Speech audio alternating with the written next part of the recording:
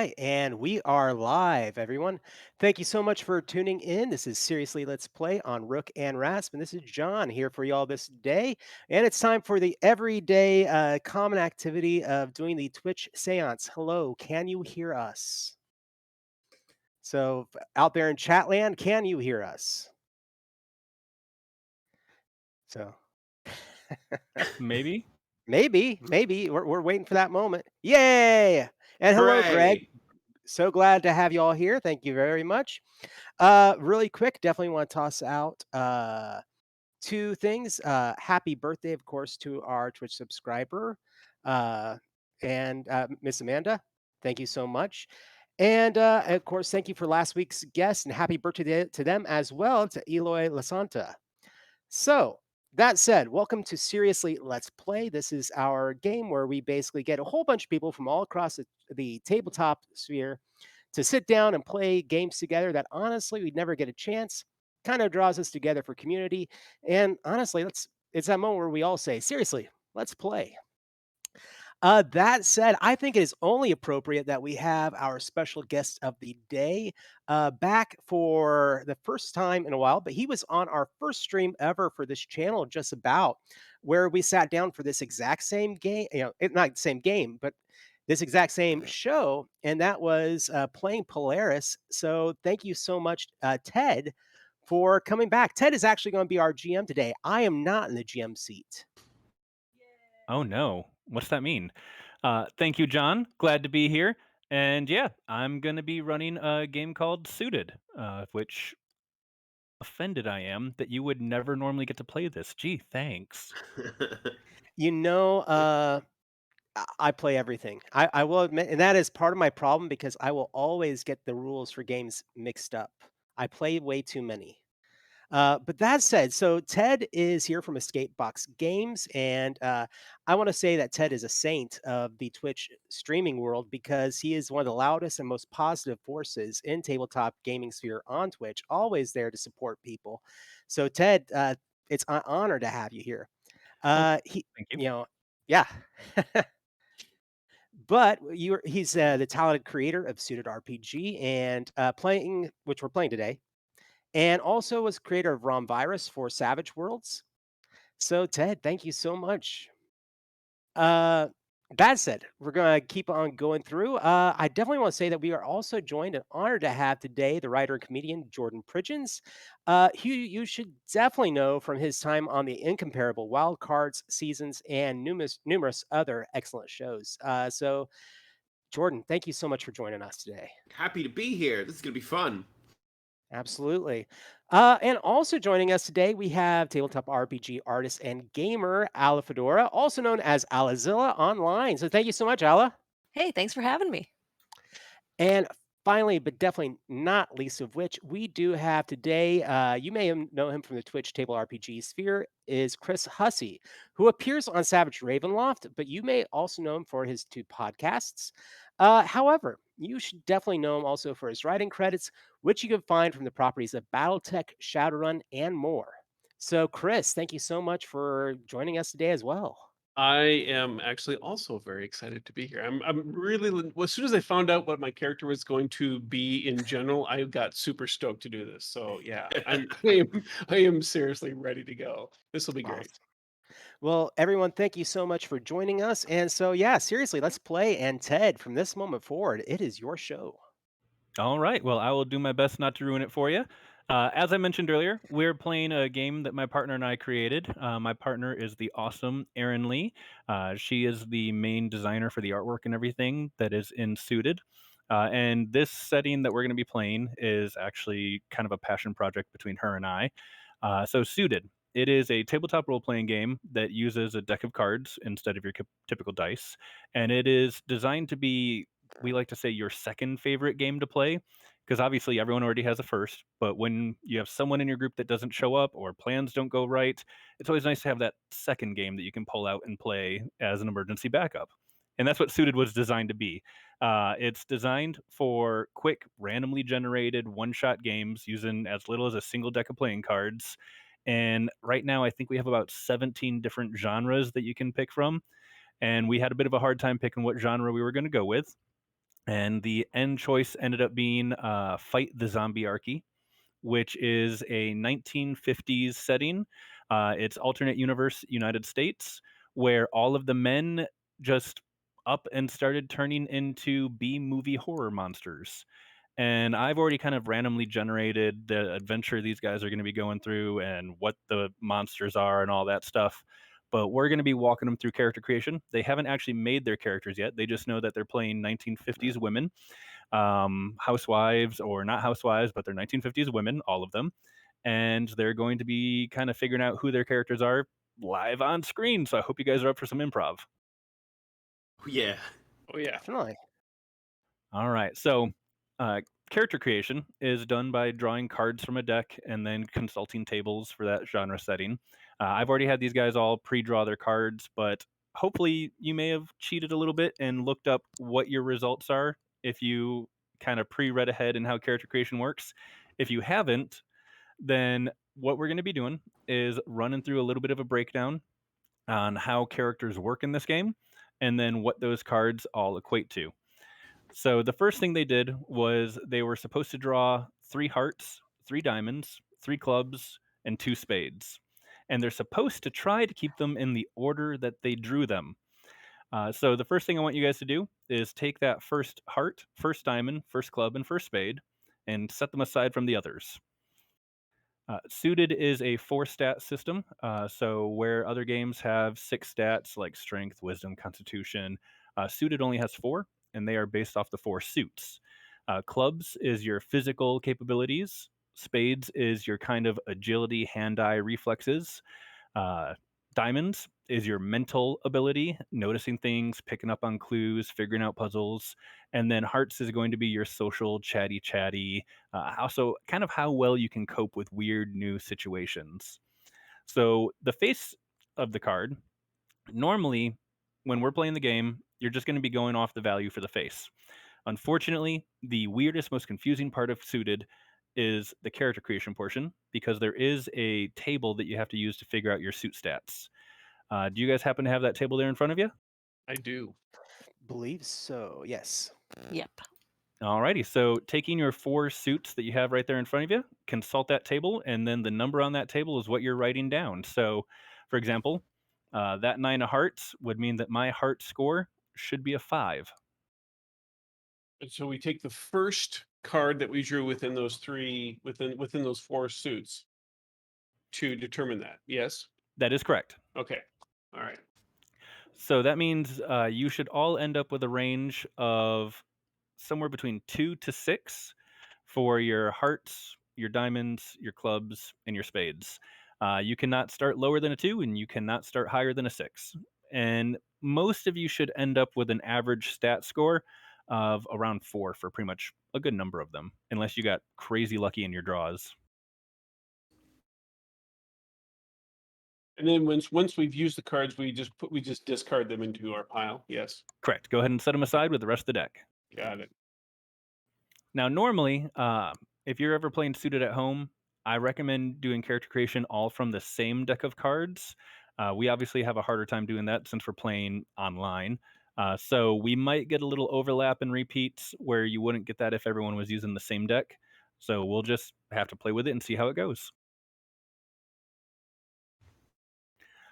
So let's see. This is something I probably should have figured out ahead of time with Roxy and John, so I could show you guys exactly what everyone else here is looking at. Let's see if I can lay an image on top of my picture here. So give me 1 second while I go find that. All right. What did you say the score we should sort of be close to ending up with is? Everyone should end up with somewhere between a 2 to a 6. Most of them should be an average of 4. Okay. 4, 4, 4, 5. Wow. Yep.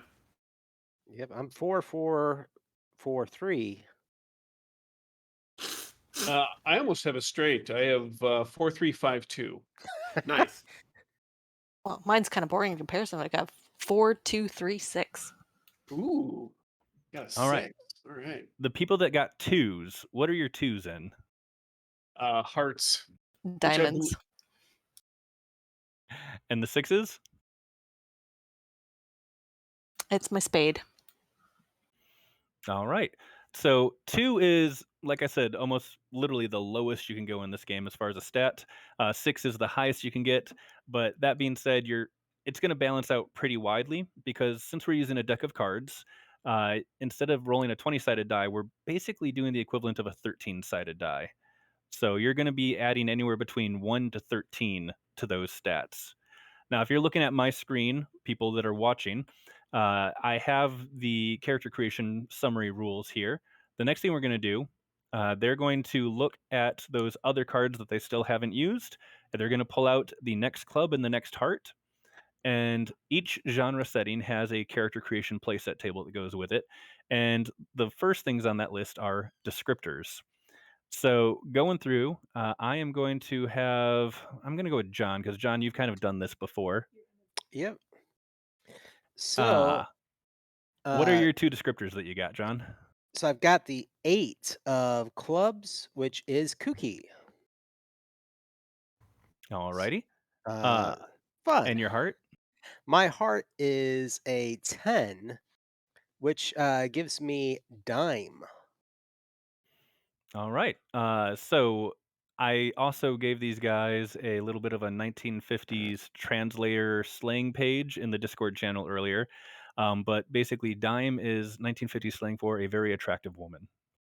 Oh, hello. So these descriptors, they're not really heavy-handed rules for this game. They're more just kind of give you an idea of how people in this universe would see your character to give you some idea of how to role play them.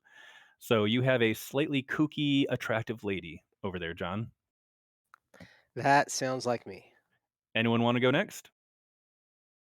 Yeah. I, Oh, go ahead, Jordan. okay. So I got my heart was an ace, which is curvy, and my club was a queen, which is just queen. So I'm a curvy queen, Yes, you are. which Yes. I'm taking as a large and in charge woman. I think that's like exactly what I was hoping for, honestly. So everything is working out.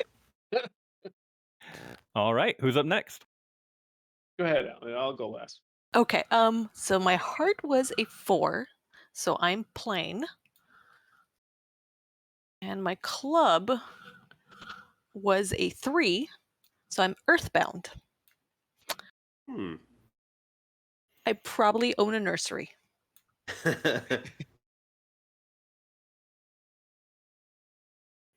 All right. Oops. And apparently I've accidentally deleted my camera. So I will be right back with that in a second here while Chris tells us what he got. My heart was a 6 of hearts, so I'm a doll. And my clubs, my, my clubs is a 4 of clubs, so I'm easy. Okay, then. So Consulting our 1950s slang terminology there. I'm pretty sure we know what that means. You're a good time. I I'm love a, I love your item for being easy. Let me tell you. I'm a good time doll. That is what I am. Thick work gloves. Yeah. Yes. All right. Well, it's So time to next go up, to work. we're going to get our character's fame. That is the diamond. And this is literally your face value. So your fame is going to be rated between 1 to 13. Jack is 11, Queen is 12, King is 13. And fame is going to be a combination of 2 things. It's obviously how famous your character is in this setting. It's also going to represent kind of your wealth status. Anyone that is an 8 or higher is so well known that you literally have about a 50-50 shot that someone's going to know who you are just meeting you on the street. So on top of that, a little bit later in character creation, if you have a fame of 8 or higher, you're going to have to come up with a reason on why your character is so famous. About half the people you meet know who you are. What do we have for fame going around? Let's do the same order we did last time. John, Jordan, Ala, and then Chris. So I am looking at having a 3, so slick pearl necklace. Oh, we're looking at fame here, not items yet. Oh, Sorry. I am sorry. But So fame was 3. fame of 3. Almost no one knows you. All right, Jordan. My fame is a 5. So I guess I'm around, but not super well known. All right, Ala? I have the ace of diamonds, so I am nobody. Ace is unfortunately low in this game. Yep, that's a 1. Sorry. All right, and Chris, are you at least well known? I am also completely unknown, which might explain why she's easy or she's trying to be easy. I'm also an ace. All right, Wow. you are not a famous bunch at all. I can't believe at 5 I'm the most famous person in the room. All right, next up, now we're getting to items. So on top of that, you each get 3 starting items. This is going to be your last heart, your last diamond, and your last club. Heart items are usually going to be some sort of small pocket item that you can find lying around on the ground, around the house. Club items are usually going to be some sort of offensive or defensive item. And then diamonds are usually supposed to be kind of really useful, important, rare items. In the case of Zombiarchy, a heart is a household item, a club is a tool shed item, and a diamond is whatever sort of fancy jewelry you happen to have when the change occurred. What do you got there, John? All right. So for my club, I had a ace. So that was the honed wood axe. All right. And then I needed the diamond, correct? Yep, My diamond and diamond heart. my diamond was a 9. So heirloom sapphire earrings. And then my heart was a 3, putting me at a bottle of cleaning solvent. All right, and each of these items has a rating of +1, +2, or +3. Whenever they use this item for an action, that's the bonus they get from using that item. Anytime they do an action, they can use one item and they can use one skill, which we'll get into here in a little bit. Jordan, what'd you get for your 3 items? All right. So my heart was a 7, which is a can of floor wax, +1. My club was a jack, which is a scoped hunting rifle with 20 rounds. So pretty into that. And then my diamond was an ace, so a distractingly shiny ruby bracelet. Very nice. All right, Ala. All right. So for my heart, I have also a bottle of cleaning solvent. I will be nice and let you redraw that if you'd like to.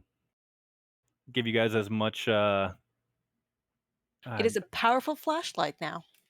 There you go. Nice. My other item is a claw hammer, which is great because my diamond item is a hefty handbag where I keep all of that. Excellent. All righty, and Chris. My heart is the 4 of hearts. I have Richard's BB gun, but everybody just calls him Dick. So I have Dick's BB gun at a +1. My diamond is a 5, so I have a strong silk scarf +2. And I also, for my club, got the honed wood axe at a +2. I will let you redraw that if you'd like to. You know what? What the heck? Let's do it. Let's flip till we get a club. Hold on here. There we go. How about a 9 of clubs? That's going to put us at a razor Razor edge edge. edge pruning shears. All right. All right. Last card. You got that lonely spade sitting there. So one thing we wanted to do for suited was also try to give everyone not necessarily classes or roles, but some sort of special bonus that let them stand apart from everyone else in the group, which I guess would be kind of a class or role position if you're talking typical D&D or Pathfinder or other tabletop games out there. In this case, these represent Our Lady's dress colors. John, what colored dress are you, and what special ability does it give you? All right. So my dress color, I actually have the queen. So that's going to be the striped dress. Gain social etiquette or social elite +2. Your life is luxurious until now. You begin play with access to a Wonder Boy X100 riding mower +3. Sorry, so the Wonder Boy X100 riding mower was a gag that got included into this game because it is a real item that is just so ridiculous. We had to include it. And So somehow I got it. yeah, John, if you would like to go Google the Wonder Boy Oh, I X100 riding mower, we got it out. your character has access to one of those as a +3 item. Uh, so spades bonuses. They're going to give you a special ability. In this case, John's special ability is he has a cool riding mower. It also is going to give you a skill just automatically, which in this case for John was the social elite +2. So anytime John can get social elite status to work for an action, he'll have that +2 bonus. But you get one item, one skill per action. All right, Jordan, what dress did you get?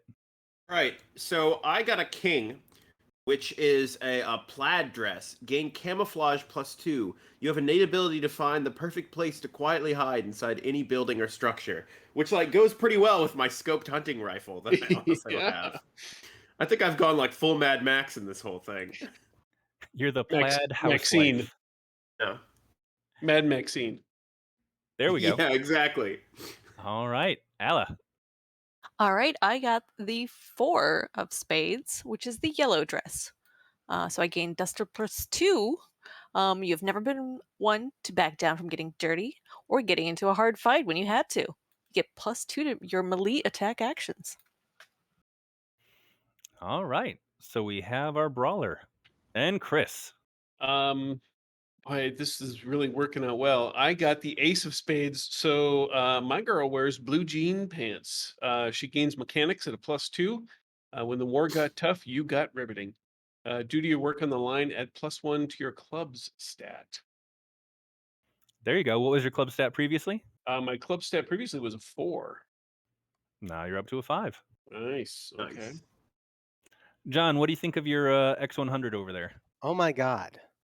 That is the only thing I've ever seen in my life, and I absolutely love it.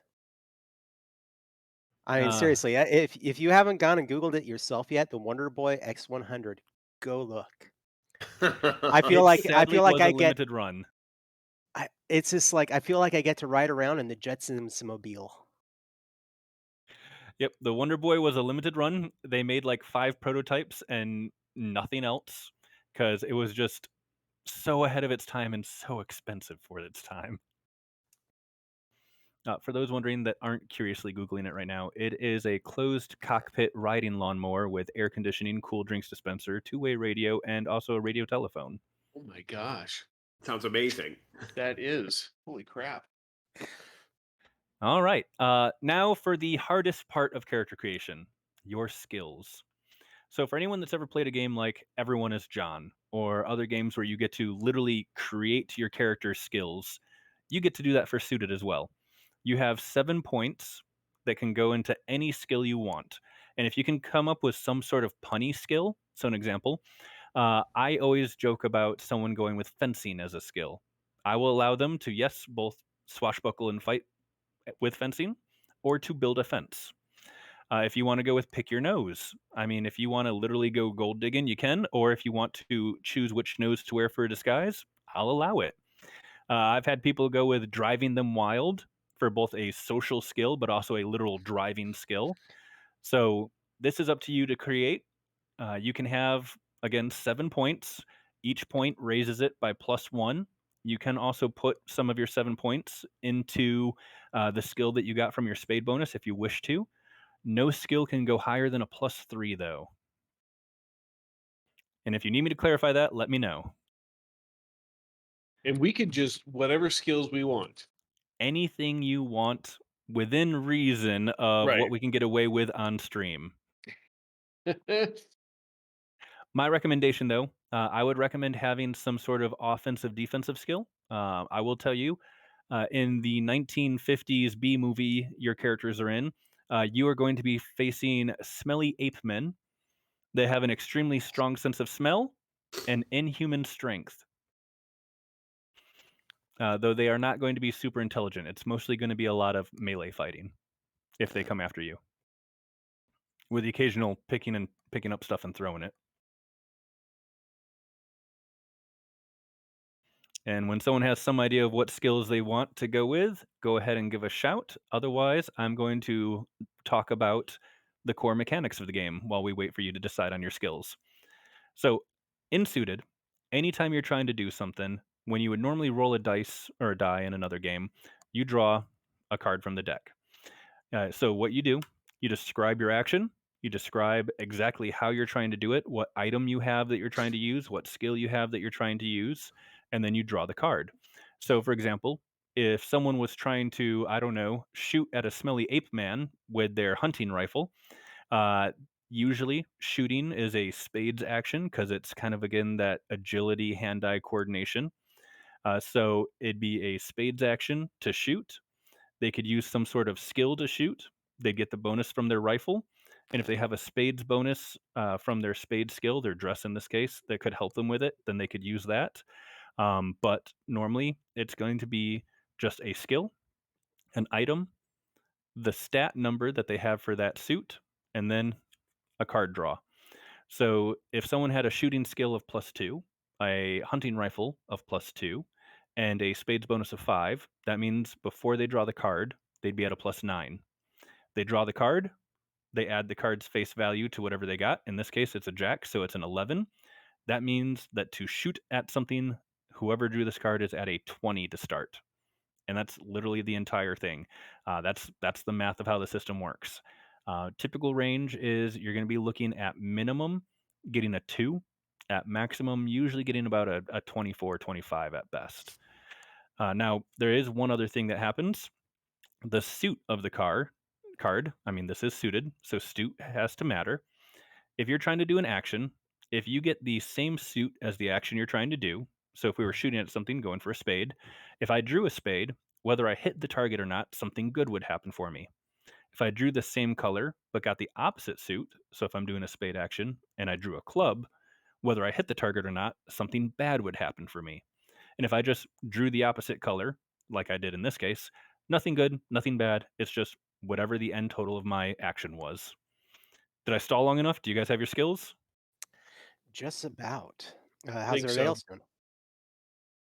I've got mine, and I've got my points assigned. Hmm. I think I'm close.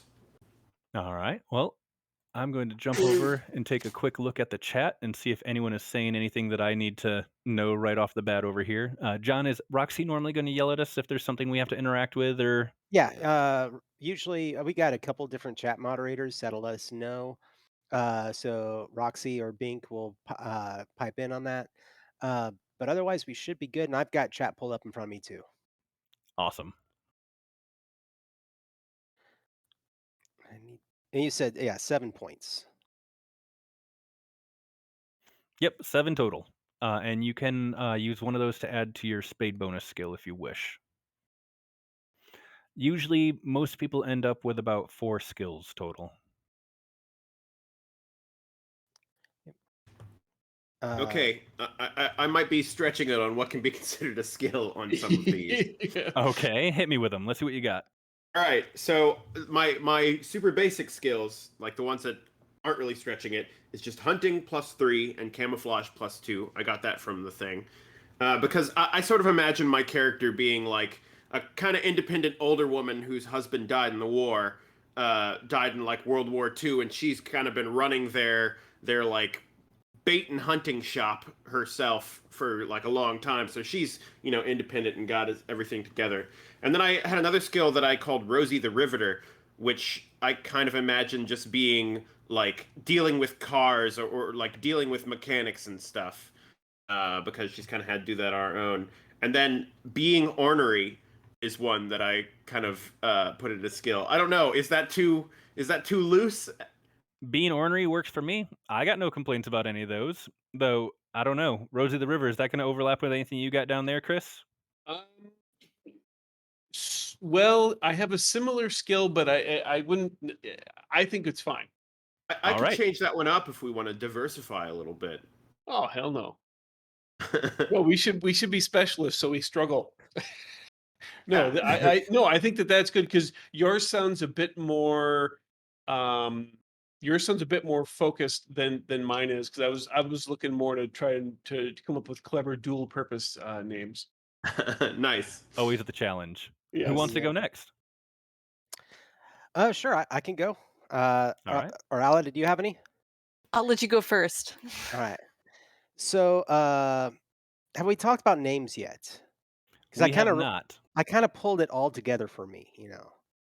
I was like, okay, we're playing 50s Housewives, and so I was like, okay, I want to play something a little bit true to character. I was like, oh, okay, I want to play this character, but I want to play this character. And I was like, let's put them all together. So I am a children's book writer, but you would know me better as Beverly Cleaver. So a little bit of Beverly Cleary, a little bit of Miss Cleaver from Leave It to Beaver. Uh, but my skills are cutting them up because I have an axe. That's I'm carrying around an axe. I had to. But at the same time, I can see it being used for social checks if I'm trying to make people laugh or be happy or whatever. Boots made for walking. A little bit of stamina, a little bit of things I can go within that. You said that I needed some for defense, and so I was like flashy footwork. You know, so that gives me ability to dance or get away from a hit. Run or something. Yep. Yeah, absolutely. And the last thing is that I am deceptively sweet. And maybe that means Nice. I just poisoned someone. Who knows? Very nice. All right. Ella, you ready to go? You need a little bit more time? Give me 1 sec because I want to mix one of mine up. Feel free. Jumping down to Chris then. All right. Well, so I get mechanics from my spades bonus. So I got mechanics of +2. I got Dick's BB gun, so I also have the fire skill. So I mean, because you do have to fire the weapon, and yeah, you might find other uses for fire. I Um, approve. and in the Spades bonus description, it talked about me hitting the line. So I took running the line, which I think is kind of her social bossy skill, but it also might translate into being able to run away in a straight line. See how that comes into play. Um, I'm imagining as dearly as I wanted to play a 50s housewife, I'm thinking that my character is not. So she being a little bit rougher around the edges, she's probably not too long out of high school, so she still's got her phy ed training in gym class. So I've got phy ed at 2, and because she wears blue jeans and clearly is also easy. I'm thinking that she probably dances and engages in other illicit behavior as well. So I have the devil's moves at +2. I love the name. um, so since he does have the mechanic one, and that was kind of how I was thinking the Rosie the Riveter thing, maybe I will change it up a little bit. Would it be okay? Is this too broad if I just make it a skill called "My husband died in the war," which is like the ability to do things that in the 50s were considered like stereotypical like men tasks? Like I'll allow it. What bonus was that one? A it +2? was just +2. Yeah. I'll allow it. So I didn't tell you guys Okay. this, but usually when I'm running suited, I try to say the more generic general stuff is usually a +1, +2. The more specific stuff is a +3, but I'll allow it. All right. It's only +2, so All right. Last but not least, did you Jerry. come up with that punny double entendre? Let's not get too ahead of ourselves. So I decided to bump up my duster to +3. My other skills are can't nail me down at +2 since I have the claw hammer, and Very I'm nice. hoping it could be something that's both physical and charisma based stuff. Like maybe I'm just good at lying. My other one at +2 is dowsing. As I've already established, this character owns a nursery. She likes plants and therefore can find water in most situations. And my last one's going to be an apple a day, which I'm not quite sure how to treat, but I think it's going to be some form of medicine. I'll allow it. Sounds good to me. An apple a day keeps the smelly ape men away. If any of the Smelly Ape Men are doctors, it's going to be very relevant. All right. All that you guys have left is we need names. Since I don't think any of you had a fame higher than 7, so no famous people over here. So yeah, we just need names. What names do we have? Uh, I'm still going with Beverly Cleaver, but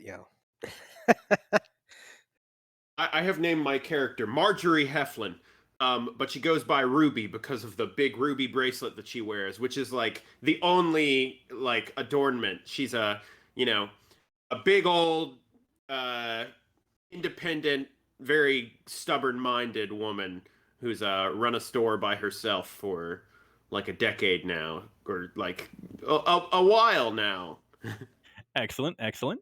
because her husband Clarence died in the war. I see that one coming back a lot. It might. Ala, Chris? I went with Betty Willingsley.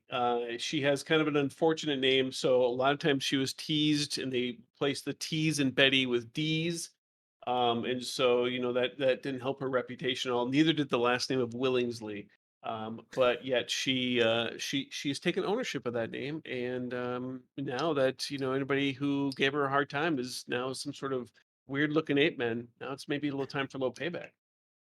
Excellent. And I'm going to go with Donna Spruce.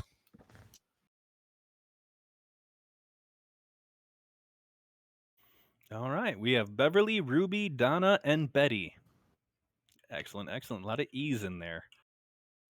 So I pre-drew your randomly generated mission. I can share the cards that I drew for that later on the social medias. But the mission that you got, I am only going to read part of this to you because there is a secret section that will take effect a little bit later on. You're not supposed to know about yet. Welcome to 1958 USA, where gas is 25 cents a gallon, satellites are being launched every other month, and the USS Nautilus, the first nuclear submarine, has crossed through the Arctic. But something is happening. Men are starting to change into smelly ape men. The change only affects males ages 13 and up and gives them a strong sense of smell and inhuman strength.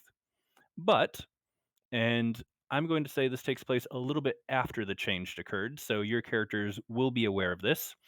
They also have a weakness to CO2 fire extinguishers, which will, if you somehow get your hands on one, add +3 damage to any attacks that you guys make. Now, your mission, you have to finish recording this flick before the end of the week and find some way to reach Eniwetok Airfield Base in the Marshall Islands. So, to be somewhat nice to you guys, I'm going to say our group of 4 ladies, we have a mechanical person who is also relatively decent at getting out there and being bossy and running the line. We have a hunter, trapper, outdoorsy lady that knows how to look stuff up. We have someone that knows how to keep things clean, but also to help people get out of a scrape and not get nailed down in their position. And we also have a children's book author that knows how to cleverly present facts and information. And the 4 of you unknowns are considered expendable by the ladies at the base back over in Houston. And they have sent you to Florida to try to see if the rumors about an ape man colony deep in the Everglades is true.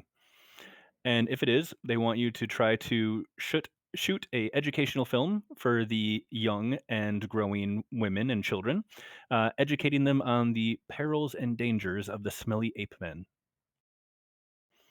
Are you up Okay, for this? Oh yes, yeah. Let's get out let's there. do it.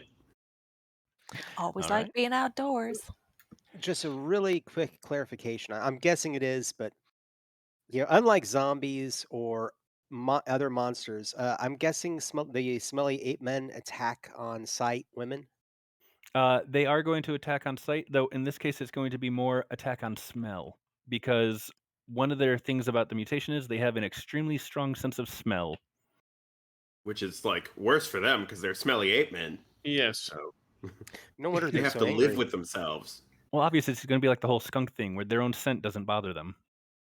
Maybe, maybe they just despise their own smelly apery. That's why they're so angry all the time. Yeah, right. I would be. I know I would be as well. Yes. And that's also why they chase the very nice, lovely, clean smelling things. So, leaving the valley, the women of Texas have set up a large fortified position down in what is known as the Valley in southern Texas, a few hours south of Houston. And it's a large fortified, walled off location right on the border of Mexico, where for some reason, the change is only occurring to the men in the United States. It hasn't left the United States yet at this point. So Mexico and Canada have created large border walls to prevent the smelly ape men from getting into their countries and potentially carrying whatever disease or thing is causing the change. And the women of the valley have set up this large fortified location. They've got wing scouts out exploring all over Texas, watching for incoming smelly ape man raids. And they have dedicated a small helicopter and one biplane, because yes, that's all you have, a helicopter and a biplane, to this expendable excursion into the Everglades to try to hunt down the smelly ape men. Now, Ruby, as the lead premier huntress and outdoor just scouting person here, uh, what do you feel like everyone should bring with them on this expedition? I will give each of you one item that you can request, and depending on what your item you request, I may give you that or a equivalent of it. So this is something besides the stuff that we already have. This is like This is being provided by home base as best as they're able with the resources they have to hand. All right. Do we want to do something different for everybody, or is this like? I'm gonna leave this up to you guys. If you were being sent on a expedition to the Florida Everglades to hunt for smelly ape men colonies, what would you want to bring? I think we should at least get one like submersible suit, or scuba type suit, 50s equivalent. Um, and I would maybe if it exists, is there alligator or crocodile repellent? That's what I was going to suggest. I will say a deep sea diving suit is available. It's going to take up a good amount of the spare cargo space in the back of the helicopter, but there is going to be a deep sea diving suit at +2 available to the group. And then the other question was, I believe, some form of alligator or crocodile repellent. Yeah, something, Yeah, maybe it was, it was an experimental line from Raid at the time, and they just didn't get a chance to release it before the outbreak occurred. It's like a chemical that we like sell at one of our stores that's got like a picture of a bunch of animals that are all like, and it's actually just like horrible for you. Not tested by any government agency. This is how we get the ape men, isn't it? No comment. Well, I'm giving each of you one item. Would anyone like to claim the anti-animal spray as their one item? I'll take the spray because I'll say I used to run a hunting shop that my husband and I initially set up, and of course he died. So I've been running it on my own, and we have these big like unofficial spray cans that we're like, if bears show up, we're ready for them.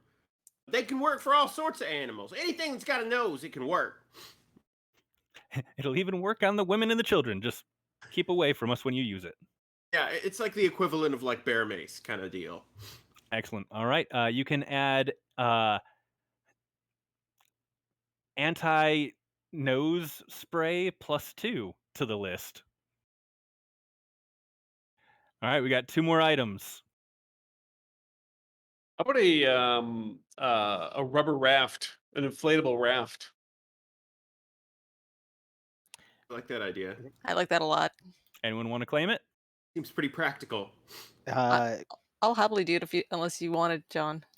Well, I was just gonna say, I mean, it would make sense for my character to have something like that already, especially because I don't know how common were rubber rafts really in the 50s or. In the 50s, I feel like they were. I feel like inflatable rafts were a thing because they had them as emergency escape rafts on World War II Navy ships. Okay. So yeah, I'd say they're probably the type where it's like an inflatable ring with like a mesh in the middle that lets the water through. But you'll have an inflatable raft of some sort. I'll give you a +2 for that. Okay. And I was sort of thinking something like mosquito netting. Yeah, that's a Ooh, good It's nice. idea. Florida. Yeah, very true. And that could serve a lot of purposes. Like if we need to trap something, yeah, it's not going to be the best, but it might like slow them down, mess it up. Mhm.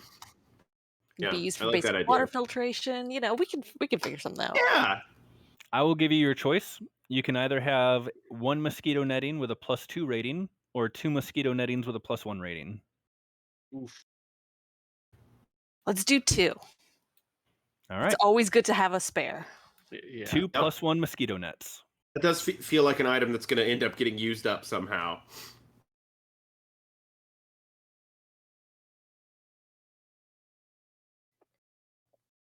We got one more item to figure out. I believe that is all I think that was our 4. Or that fourth. was Yeah. all? That was everything? Right. Diving suit, inflatable raft, Diving anti-nose suit. repellent, and 2 +1 mosquito nets. Okay, and I've got the diving suit, which is fine. I just want to, right? Is that okay? All right. I think it makes Cool. sense. All right. Hey, and chat looked up the raft, and so yeah, in 1949 there was the beginning of inflatable rafts being sold to the Navy, and 1951 they started making one that was as big as 20 man. Well, I don't think it's gonna be a 20-man one, but I will Yeah, happily give you a 8-person inflatable raft. there we go. That'll be enough Nice. to cover the 4 of you, the helicopter pilot, and the wing scout. All right. All right. Well, heading over to Florida. So you load into the helicopter, take off.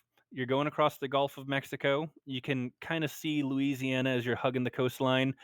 You can see the hordes of ape men just kind of running back and forth along the water's edge, kind of like sandpipers, rushing forward to try to grab at the fish and then rushing away from the water because they don't like the water. And it's a site that is mostly in like the cities and the populated areas as you're going along. And as you're going, I'm sure the pilot's going to turn on some rockabilly music or something, kind of like the Rebel Rock that's playing right now. And we, if this was a movie, would have the part where the title comes in with the helicopters going along the coastline. And after a while, of course, if this was a movie, the music would kind of slowly fade away and die. And I'm going to give you a little bit of a RP chance here. What would your ladies be talking about in the helicopter on their way to this mission to the Florida Everglades to look for a a community, a colony of smarter than average ape men? So Ruby would have a cigarette in her mouth the entire time that they were flying through the way there. Always kind of like just smoking them down kind of as fast as makes any sense. She's like, well, if you ask me, the thing is, I don't think they're really all that different from regular men. I mean, they were all big smelly apes before, and now they're just not pretending like they're not big smelly apes half the time. I'll tell you, my Clarence, he was one in a million. There aren't any other men like him. That's why I haven't remarried. Yeah, and he died in the war, right? Yeah, if I mentioned that, he died in Normandy. Oh, Clarence, you were a saint.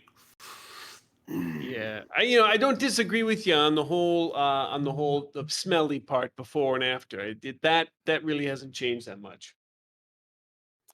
Mm. When was the Yeah. last time you saw your husband?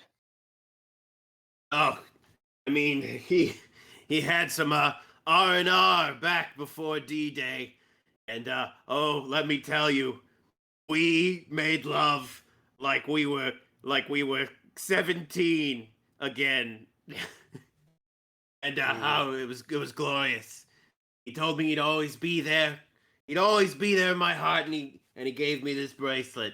That's why I'm never taking it off, no matter how much I could get for it, and I could get a lot, but I don't need that money. I live on my own.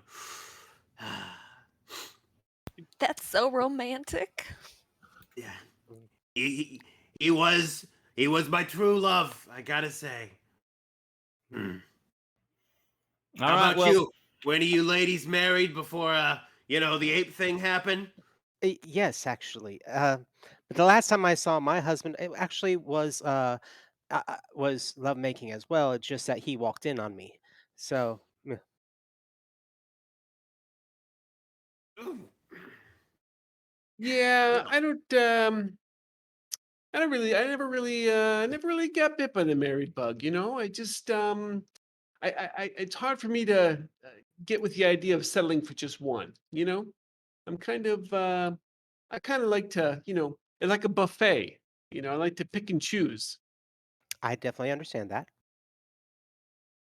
Well, I just lived with my roommate, Susan, for the last 20 years, and we've been doing great.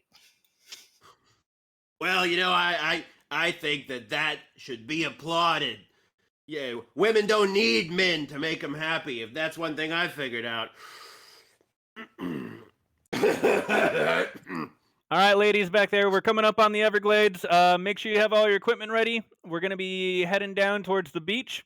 I'm then going to be pulling off to one of the islands, getting away from the mainland. I believe I believe the Wing Scout may have the signal flare, uh, but if she doesn't, there should be one in the emergency landing kit back there. One of you make sure you grab that signal flare, and I'll just wait until I see it, and I'll come pick you up, and we'll get you back to the valley. Sounds great. It sounds good. Sounds like a plan.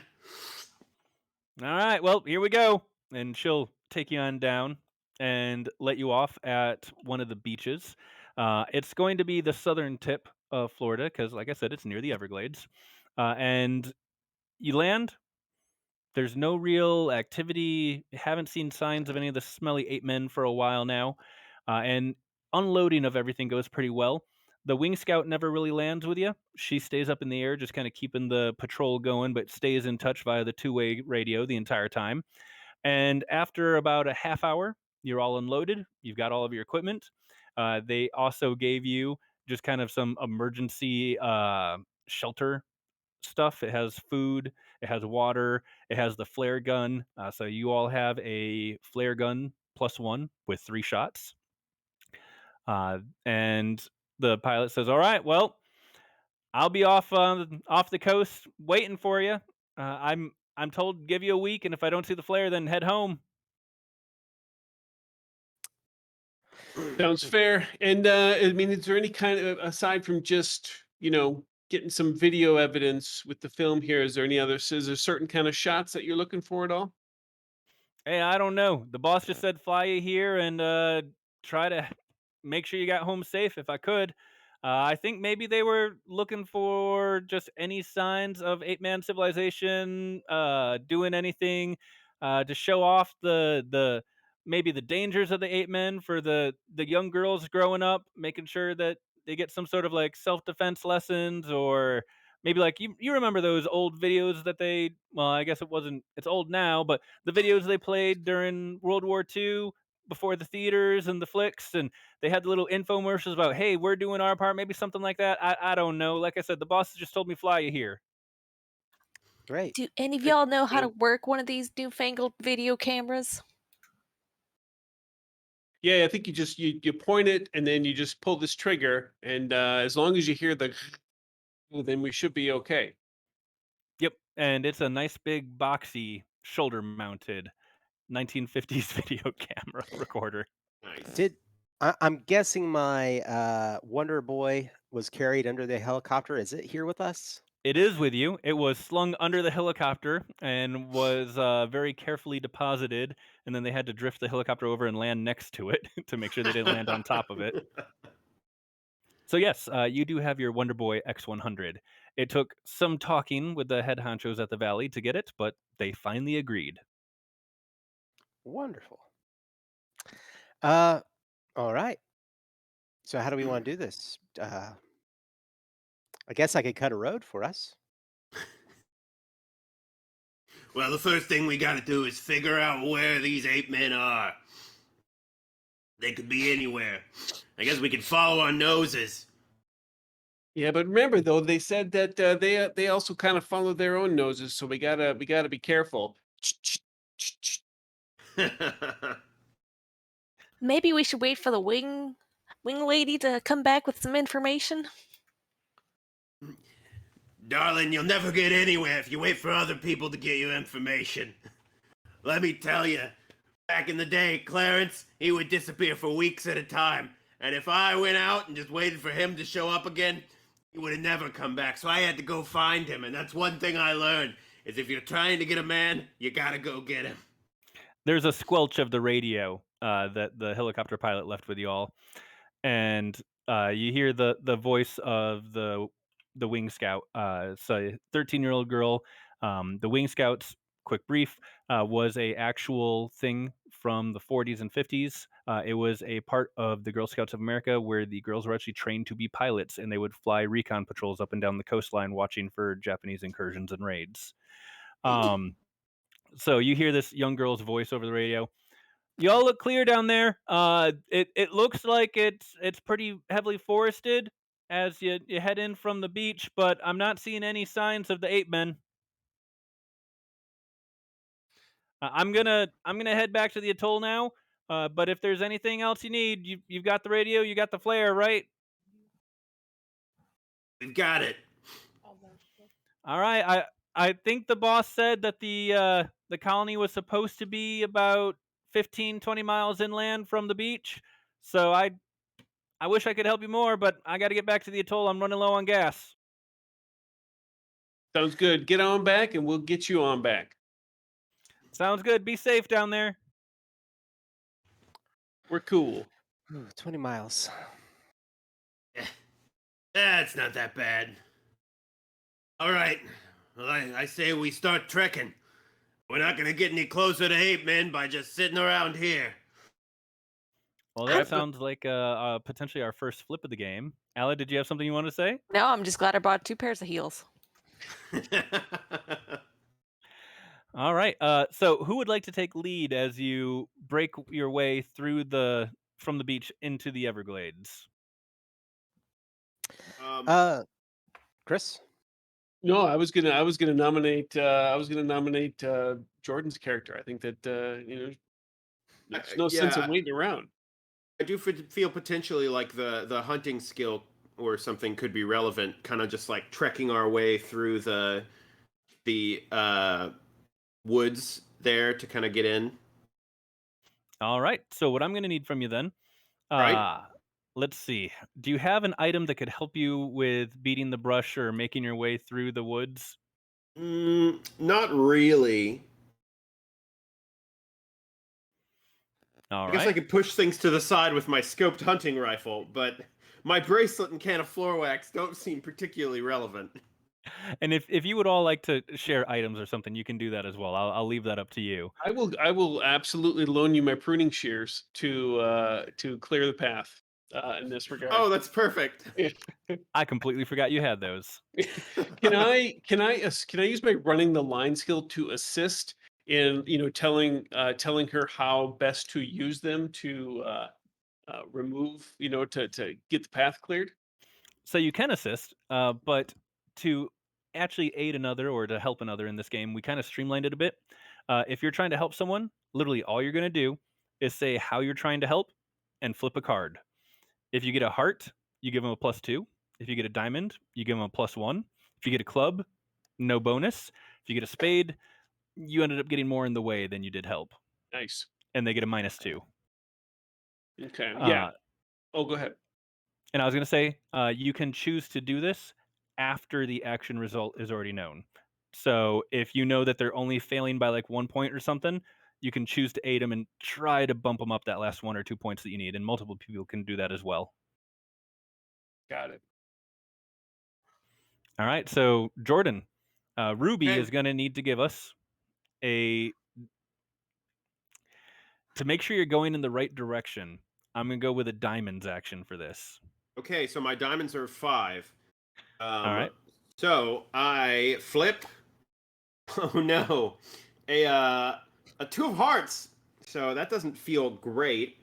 So then I add the 5 from my diamond skill and the 3 from my hunting skill, right? Correct. So that's a 10 total. And But the you also shears get- gave you a 2. Yep. Oh, 2 for the then shears. 12. All right. 12 is a success for a moderate task, but you flipped a heart when you were going for a diamonds action, which means whether you succeed or not, something bad is going to happen here for you. My Okay. apologies. I think that's so fair. I'm going to say what happens. Ruby's like, well, obviously we got to go this way. And she starts heading her way into the brush, chopping through with the shears. And normally I would say something like, "Oh, you dropped the shears," or "Oh, you lost the shears." But as a child growing up, I felt like quicksand was going to be a much more dangerous situation than it really is. So I think Ruby, you're going through and you're chopping and you're cutting, and all of a sudden, whoop, your foot goes down, and you just do the whole cartwheel and face plant right into a nice big pile of what looks like probably quicksand. Oh no, this can't be how I go down. I ain't much of a swimmer, so if I start going under, it's gonna be on all of you. Oh, Clarence, I'll be with you soon. Don't struggle. Yeah, try swimming around. Move your arms and legs a lot. I think that'll help get you out of there. Somebody I'm throw like me you. a rope. The one thing I know don't if we have. have a Did rope. we bring any? Maybe it's with our There's camp stuff?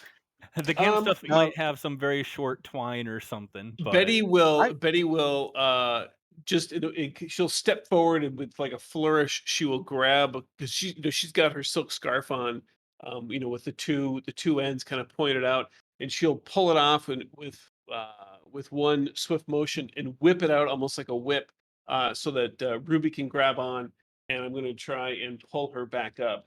And this is my strong silk scarf, by the way, so I get a +2 on this. yep, strong silk scarf. That sounds like a club's action to me because you're trying to physically haul Ruby out. Nice. And do you have any skills that could be useful for this? I would say my phys ed or my phi ed could be used for this as well. I think I'll that makes allow it. sense. All right, so that's an additional +2. Yep, So scarf and phi ed gives me +4. My clubs is a 5, so that puts me at a 9, right? that Nice. sounds correct to me. Okay, and I flip now. Yep, give me a flip and let's see how you do. Check it. Got a club. Oh yeah. Nice. All right, so Jack is an 11. You were at a 9, puts you at a 20. Just shy of a great success.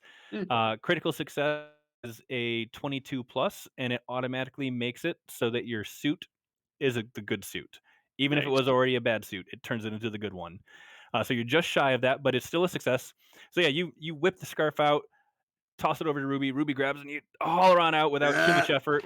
And Come I'm going on, to be come nice on. and say you didn't lose anything, which I was thinking about having an item get sucked off Ruby. I wasn't sure if it was going to be the Ruby bracelet or not.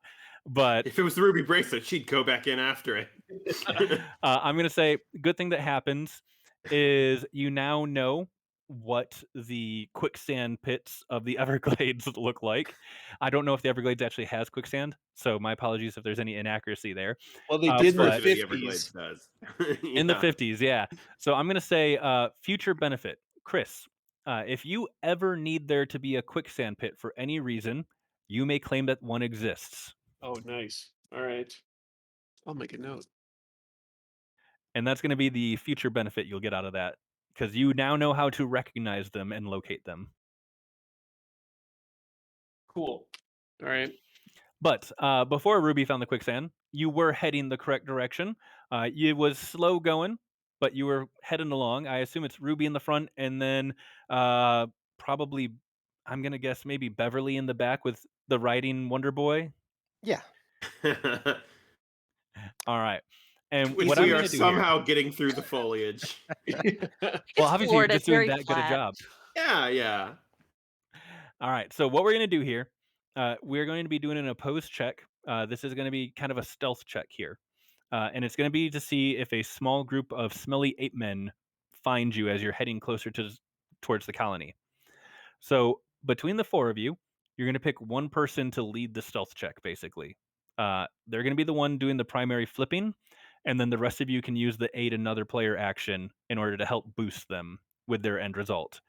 This is going to be going against one of the smelly ape men. So it's going to be basically we're playing war against each other, seeing who can get the highest end total. I will tell you, the smelly ape man, because of their strong and human sense of smell, he is going to have a +7 to this flip. Mm. In order to win a contest between two characters, you flip off, like I said. You have to have the higher result, but to actually end the scene, you have to beat them by 5 points. and we'll see how this goes as we play on. So, who would you like to lead the sneakiness part of this, where you're trying to sneak closer to the colony? Donna, you're pretty sneaky, right? I'm I'm pretty fast, Mm. and I know my way around plants and stuff, but I don't know if I'm not a skilled marksman and not particularly good at camouflage, but I can help. I mean, I know camouflage and hunting, but I also just got us through the forest. So I mean, if somebody else wants to, you know, take over for a minute so I can take a cigarette break, it might be valuable. Since we got to be stealthy, the devil is known for being sneaky and being shifty and shady. So I could use the devil's moves to stealth us through there. That could work. And also keep in mind that you can describe how you're being stealthy. So if you're being stealthy by keeping an open eye, watching for twigs to be stepped on, things like that, that could be a diamond's action. If you're doing it by being stealthy and quiet and light on your feet and agile, that could be spades. Um, I can't think of a good way to use clubs for being stealthy other than just like bashing the guards over the head. But I think that she would actually take in the more physical sense, just because that being a much more dominant stat for her. And that way she could also apply some of her dance moves in there as well, as she works her way through, as she's twisting and hip shaking through the foliage to not disturb it. all right, and everyone else is following your lead. So we've got a Sakanga line going through the forest, Right. through the Everglades. No, no, no, no, Donna, you gotta flip the hip out just a little bit more. Just give it a little. Yeah, right around through there, right? Yeah, that's right. Oh, yeah, watch out for those twigs. Yeah, don't Oh, step this on is a those. tight squeeze. Ooh. Yeah, yeah. Ah, I wasn't made for small things like this. No, Ah. yeah, there you go. There you go. Yep. Now, I don't really know what we're gonna do with that mower. Just drive wide around there, and I'm keeping it as far back as I can, trying to be a little bit witty about this. Obviously, I don't want them knowing we're coming. You know what I All mean. right. No, but we all agree we can't leave it behind. no, can't leave that behind. It's absolutely vital to our mission. The camera equipment is in there. Oh, absolutely. Yep. All right. So, Chris, we are going to go into the opposed checks here.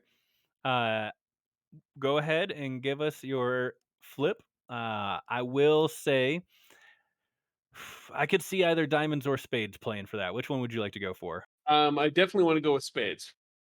All right. So, give us those spades, your devil made or your devil moves, and do you have any items that could be useful here?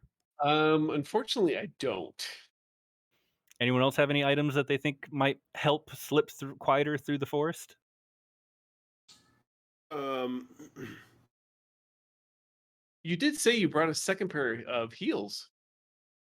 I did, yes. Work, It's for the mud, though. Oh, well, all right. You know what they say? They say that Ginger Rogers did everything Fred Astaire did, but she did it on her while going backwards on her tippy toes. So I'm just saying, those would be very light, help you be very light on your feet.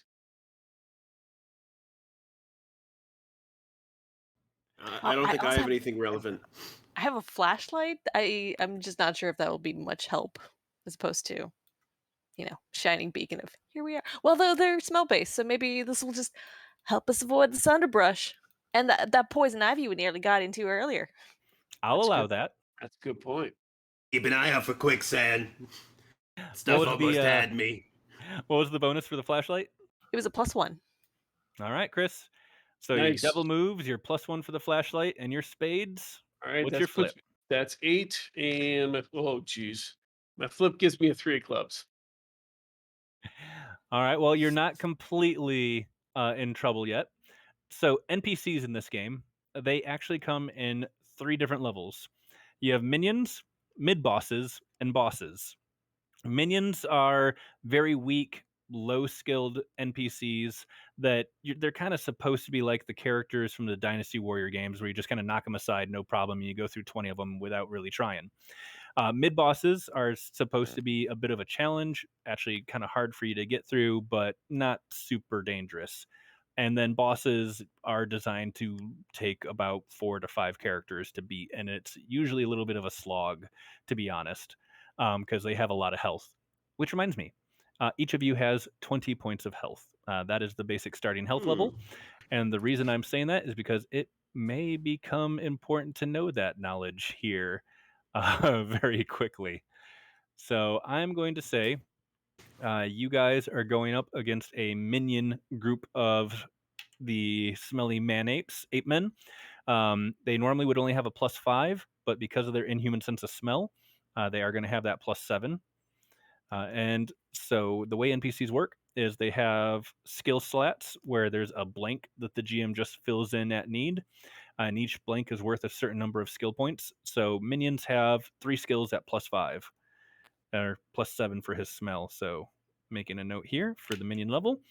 And Chris, what number did you get On my card. in total? Oh, in total, and so I add the value of the card to all my bonuses. Yes. Yep.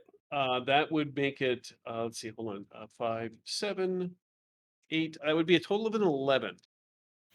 All right. I flip for the minion and got an 8 of clubs. So that is a 15. Your total of 11. In order to win an opposed action, you have to succeed by 5.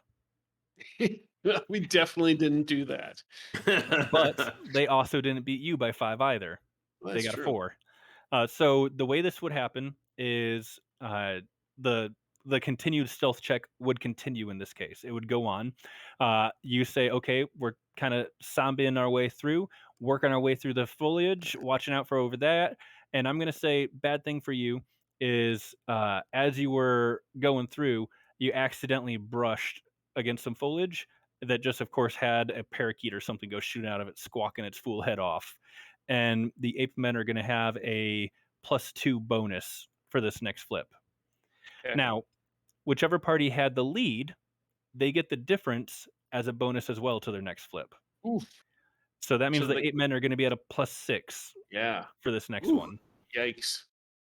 All So right. you brush Is against it- the foliage, parakeet goes shooting out, squawking its full head off, and Oh, all of you can damn it. hear the rustling just suddenly go silent of all the animals, and a strong scent starts filling the air, and you can see what looks like maybe some motion a bit deeper into the woods getting closer. All right. Come on. We gotta go this way. Gotta go this way. Ruby looks around for a minute and takes her cigarette out and goes, "Maybe this ain't a great idea right now," and drops it to the ground and just pushes it into the mud with her boot. Yeah, probably not. Probably not. Lead the way. All right, here we go. Smell Here we them. go. I know. Come on, over this way. Over this way. So do we have another test coming up? This is another test. Yep. And are You we can able have the to same. aid? What was that? Sorry. Can we aid on the test? You may aid if you wish to. All right. Now, you can all still have the same person leading, or you can switch off to have a different lead this time. I'll leave that up to you. Chris, you feeling lucky? You want to go again? I am fine with continuing to go. Yeah. All right, Operation Conga Line continues. All right, Operation Conagon. Lead on. I get a 7 of clubs. All right. And your total before that was a. Oh, before that was 8, so 15. Unless I'm adding to the 11, then it'd be more. But yeah, 15 is what I got, which I know is not going to be enough unless they get a 1. All right. So 15 club on the spade action. So 15 was something bad. They are currently at a 13. They got a 14. Nothing good, nothing bad because they're going diamonds action. So if you guys would like to aid, you can do so. Right now, you are currently down by, what was that, 2 points? I think so. Yeah. Okay, so how exactly does aiding work again? You describe how your character's helping, draw a card, and then the suit of the card says whether you help or not. Okay. So obviously I'm like, oh, maybe I should turn off the radio in this for the Obviously, I've been listening to it the entire time. I just wasn't paying attention, so I'm gonna turn the radio off to help. So aiding with that, uh, Diamond. 7 diamond. Diamonds give you a +1. All right. Hearts are +2. Diamonds +1. Clubs are nothing. Spades are -2. So we need another +1. If And Can the we someone music else has been aid? turned down. It suddenly gets a lot quieter out of nowhere. Can someone else aid, or was Yep. that our As many shot? people can aid as they want to. Okay. Then what I'm going to do is because I have some skill in camouflage, I will sort of take. I'm just gonna like take some leaves and dirt real quick and kind of like put it in everyone's hair real quick, just so we look a little more like we're part of everything. All right, nobody's gonna like this. When we get back to civilization, you can find a salon. All And I'll just right. try and put some of that in everybody's hair. Let's see your suit. Boom! It is Another diamond. diamonds. Nice. Yes, they're rupees, but they're diamonds. All right. We're up to a +2 bonus, which means I do believe you are tied now at 15. Ala, you wanna aid or just go into the next flip at a flat, no bonuses, no penalties? Well, there's all this pressure now. But let's just go for it. I think All right. one way or another, it's going to be a good time. Donna's going to point out little pockets of fresh water that we could, lose our sense in. These won't drown us, but maybe they'll just kind of mask our smells a little, like when you're running from dogs.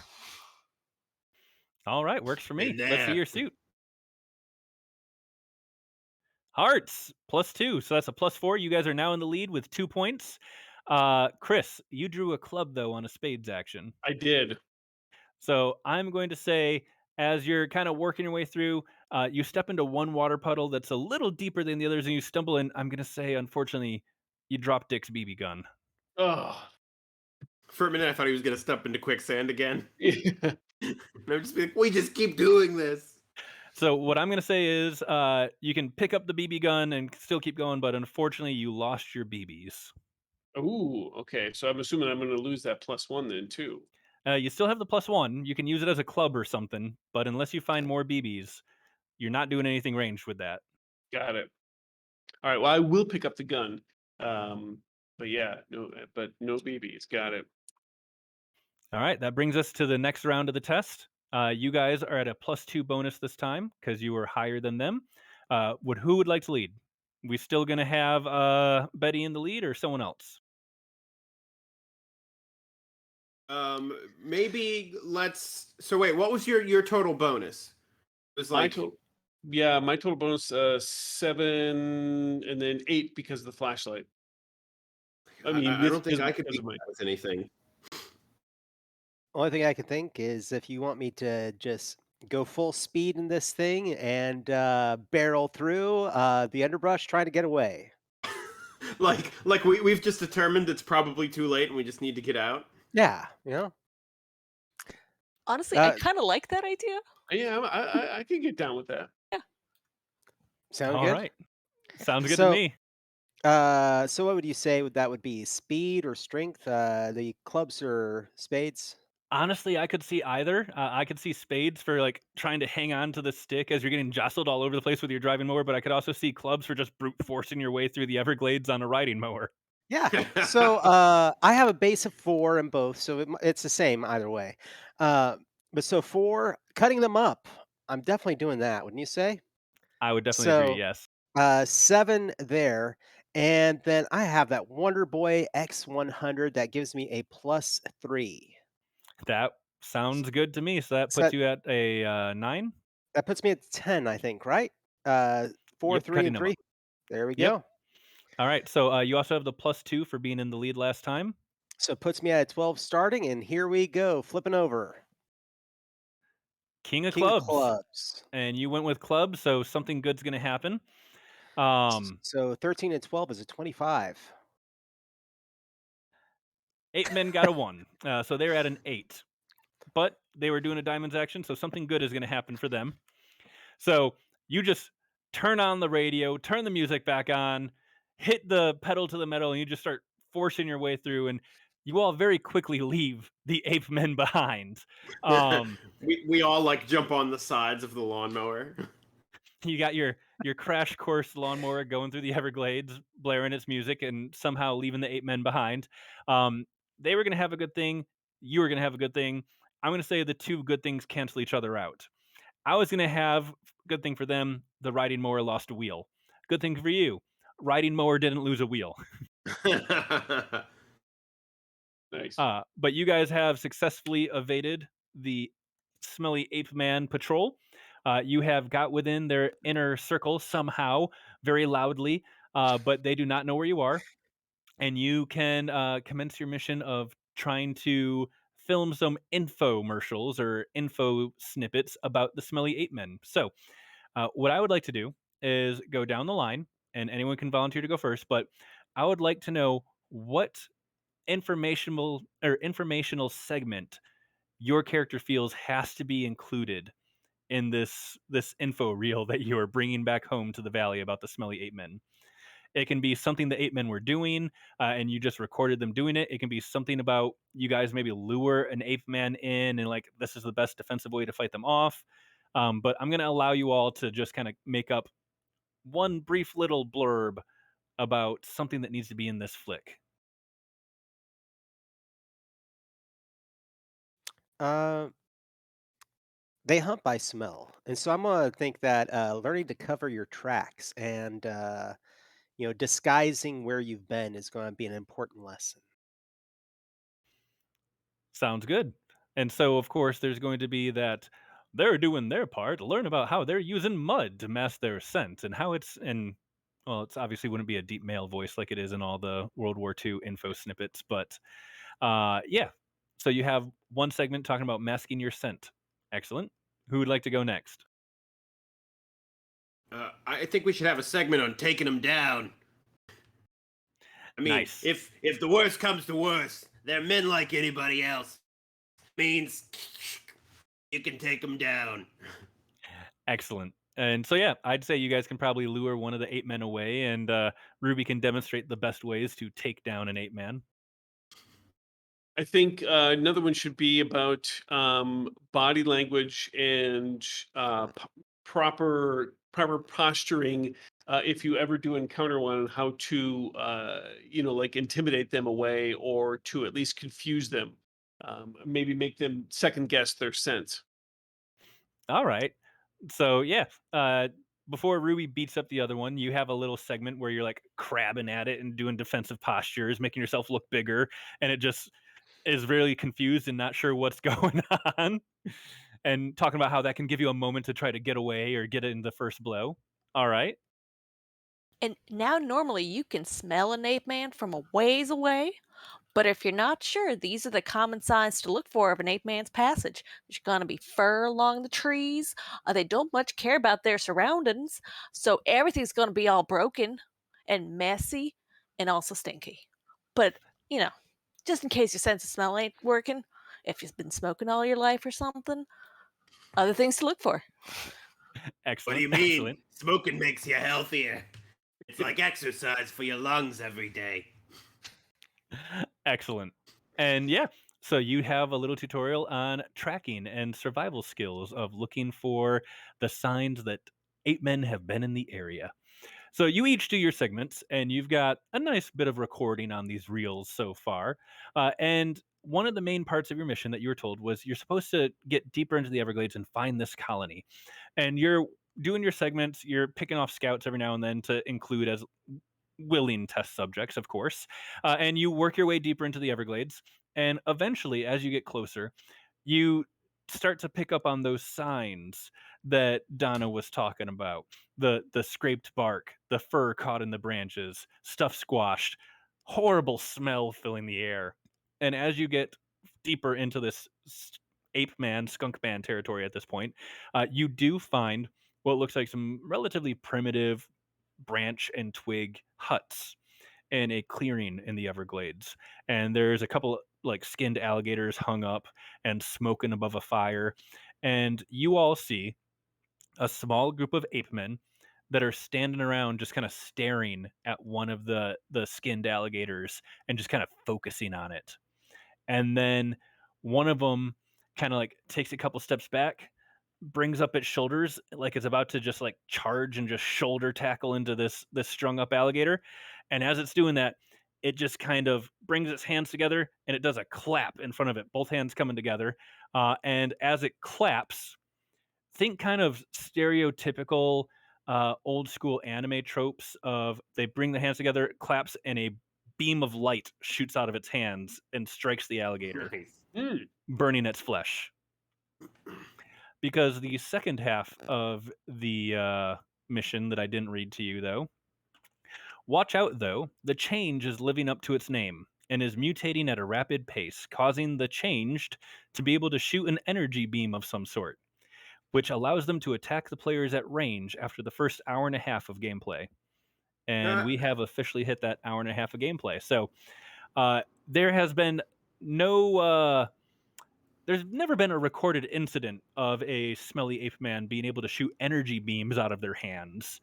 And this seems like something you should probably catch on film and get back all to right, the I think we're base. gonna need a new segment. let's get the camera rolling. Quick question: do we still have a moon? Because this might be a problem. Yeah. All Sorry. right. No, you're good. So looking around, I will give you. Uh, it is going to be daytime. I will even be nice and say, sure, it's a full moon. Why not? Maybe they only have this power on full moons. You don't know. All you know is they've never done this before. And here is a group of them frying alligators with energy beams shooting out of their hands and looking very excited about the fact. All right. Well, I'll admit that's not something that feels like. I know I've been making the joke that these ape men are just basically men, but that's a little different. I got to I- admit. I ain't ever seen a man do that. Yeah, No, me neither. I didn't quite expect that, and I got a strange hankering for some barbecue right now. All right. So as you're all setting up the camera, starting to get some filming going of this, what I need each of you to do for me, please.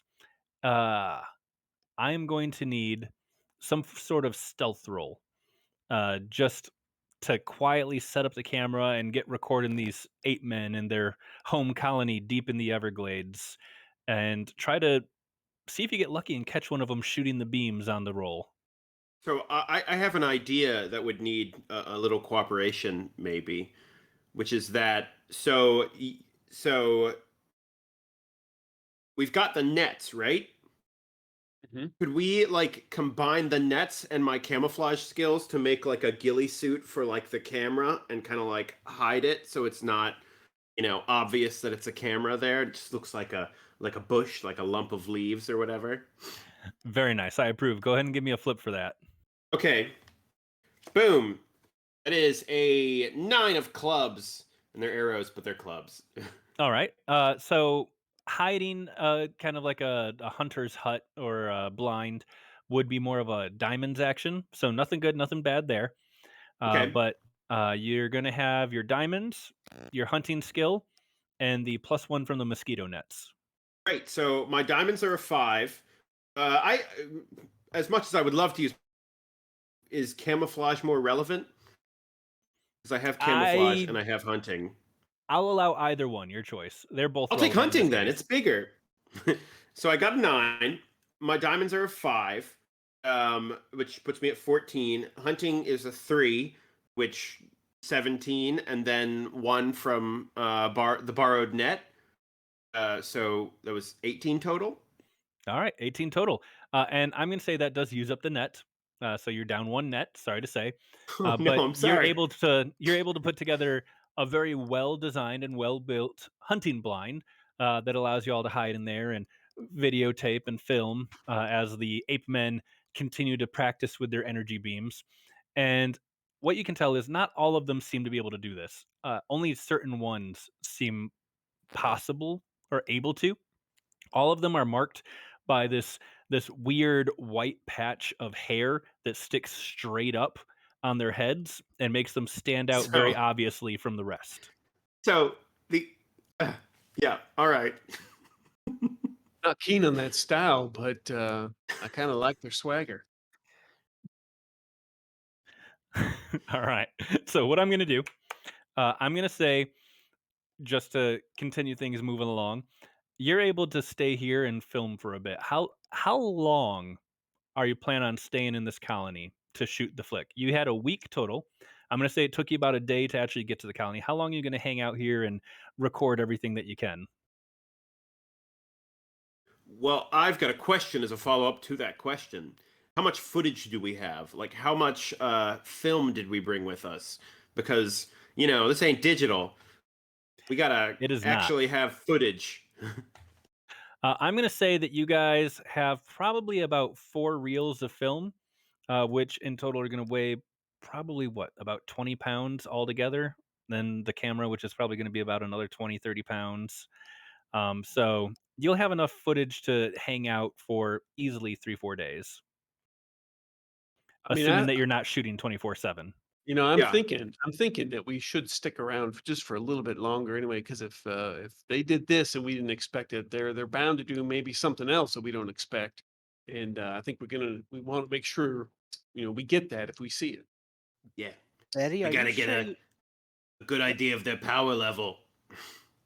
But Betty, are you It sure you seems want to do pretty that? high. I, I mean, honestly, we're just shooting film, and then we could always go and shoot like us away from here and all the lessons we want to do, and have somebody like shaking some tree branches in the back, like, oh, here one comes, and I mean that's the magic of film, right? You can splice it all together. Well, I Look, mean, yeah, I mean, it's all about the appearances, but we gotta get something direct. if it ain't authentic, it ain't gonna be helping those girls back home. Okay, And they're gonna that, need that's every bit of help they can get. that's a fair argument. I mean, Yep. besides, you're probably going to be pretty comfortable inside your mower anyway, I'd imagine. Well, I guess. That thing got a back seat. Don't Does think it so. recline? Oh, that's Not even really. better. It has air cushions, but that's about it. Well, I think what we need to do if we want to get these segments, if we got all those 8 men together, we're never gonna beat them. It's too many of them. They see us, we are kaput. It is done. I think we gotta try and lure one of them away from the pack. Uh, Worst comes to worst, I can always just set off the mower. I mean, I don't think we're gonna get back on the helicopter. I mean, we can just set it off and let them chase it. See what they And do to it. that's true, but then we wouldn't have this glorious piece of American-made It's accessory. we might never get another one of those again. So be it. I just feel like our life would be a little emptier without it. At the very least, is if we stick around a couple of days. I know when we were coming through, I saw a couple of wrecked boats. We could pull back a little bit. I might be able to pull some parts off there and soup that thing up a little bit to give it a little bit more speed. If we need it. And you're thinking about Ruby. You're thinking about trying to pull away one of those little white strap ones. Yeah, lure them off, see what they can do. I mean, hey, they seem strong, but we're 4 women. I've never met 4 women who couldn't take down a man. Everyone Gonna, nods sagely together. yeah, not gonna argue with that. But how do we lure one of them? And just one?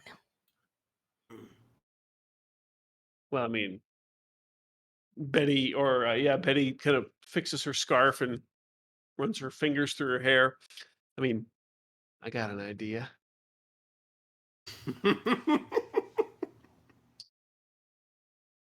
You brave woman. All Yup. right. Just all need to be ready. Well, we Right. have this extra mosquito net, and we'll be hiding over here, ready to jump them. I pull my hunting rifle out. Or, not jump them. Yeah. I think they would shoot up nice. All right. So what we're going to do here then Chris, go ahead and see if we can lure away one of the white-haired ones. And depending on how this goes, it is going to be opposed.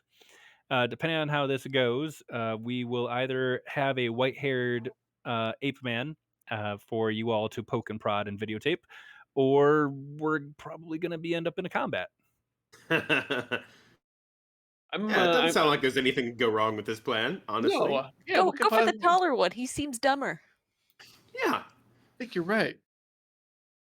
Yeah, what could possibly go wrong? Dot dot dot. All right, I'm thinking this might be maybe like a hearts, talk, socialize, and/or audaciousness. Are you just gonna like Definitely try and hearts. quietly catch his eye and be like, hmm? Yeah, I think it's going to be. She's going to do a little come hitherness, sort of actions there. Just a repeat To of the conga. Yeah, basically a repeat of the conga with yeah, and maybe get one of you to like do a little drum beat on one of the nearby trees just to kind of add a little bit of seductiveness to the moves.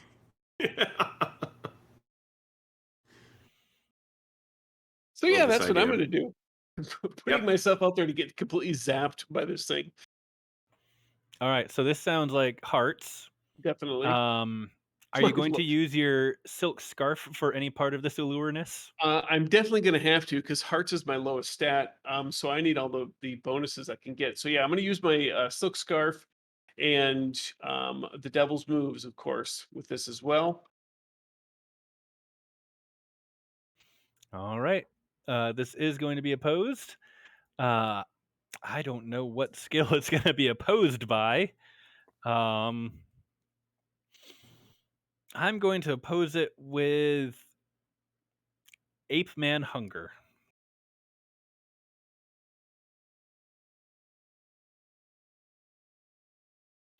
And this is going to be at a +7 for him. And if I'm hearing the music right that you're streaming it, it's got kind of a swank beat to it here. So very, all right, so we just flipping. Give me a flip. All right. Oh yeah, baby, Jack of Hearts. Nice. All Yes. right. What is your end total? My in Jack is as a plus 11, correct? That is correct. So my total would be that'd be 11, 12, 13, 14, 15, 16, 17. Nice. Very nice. Uh, the Ape Man got a 20. Oh, Oh no. So it's not a defeat by 5 either way, but he does have a bonus. So you kind of come out of the Everglades, swaying, waving your scarf around. Someone's boosting up the radio on the lawnmower. Would anyone like to try to aid, or would you rather hold off right now? Um, I'll. How much are we down? I mean, it would a +2 even help that much? You're currently down by 3, which means if you yeah. get a spade, the Ape Man wins. Oh no. Yeah. I think I'm gonna hold off and hope that things turn in our favor. Yeah, I think that's a wise move at this point. Agreed. All right. 'Cause I've always got So my gun ready if things turn bad. Very true. So Betty comes out trying to get the come hither on the ape man, and he just kind of stops, sniffs at the air, and starts kind of slowly coming towards. But you also notice there's a couple others with him as well that are also That's sniffing at the air and coming closer. All the white haired ones, Yeah, that's not good. and we're going to be at a new flip. He is at a +3 to this one, so he is flipping at a 10 total, and he steps forward, sniffing, trying to figure out where the smell, and he kind of catches the motion of Betty and just kind of like smacks one of the other ones, and they all just kind of both look over towards the motions. Apparently, they don't have very good eyesight as they rely on their smell. He's at a 21. And I'm still using the same as before. That's up to you. You can try to change it up. You know what? I think I will. I think that she is going to, seeing how like the wildness of this is maybe not working. She's going to switch it up to get more physical with it. And maybe like doing a bit of stomping around, maybe picking up a few like hunks of either loose dirt or rocks and throwing them, and like, and maybe just some screams, um and things like that to attract others. So I'm thinking I'm going to switch this over to clubs. That works for me. Putting on And a We're display for the Ape Men. we're yeah. watching and be like, oh man, the art of seduction has changed since my days. Is this what men are into? I couldn't tell you. I haven't had a man since my Clarence. Clarence, he was a saint. He drank a lot, but he was a saint. So yeah, so I'm going to use my Fayed along with my clubs, which will put me at a 7. And if you'll let me, I'll even make my pruning shears part of the thing. So I'm just like slamming them together, making these loud clipping motions All right, as I'm trying to I'll take an allow it. aggressive posture. All right, so that'll put me up to a 9, and let's just hope I get a damn club. Oh, Wait, can we also say that we're filming? We're filming Filming the Donna's. display. Yeah, we're filming the display because this is one of the segments we wanted to get. It's very educational. Yep. Extremely educational. Works for me. Yes. What do we got down there, Chris? I probably should have stuck with what was almost working because I got a friggin' King of Hearts, which would have put me, I think, at a 21 if I was just stayed doing what I was doing. But so if it's hearts and I was going clubs, that did not do me any Nothing good, nothing favors. bad. Okay. So it comes down to the So- total. Oh, so yeah, so the total though, so what, 13, but my numbers, because the number still counts, right? Correct. So you still have a 13. Yeah, so 13 plus 9 in this case is 22. 22, which is a success. It's a greater success, which turns the heart into whatever suit is good for you, Oof, which would be a club in this case. which would be a club.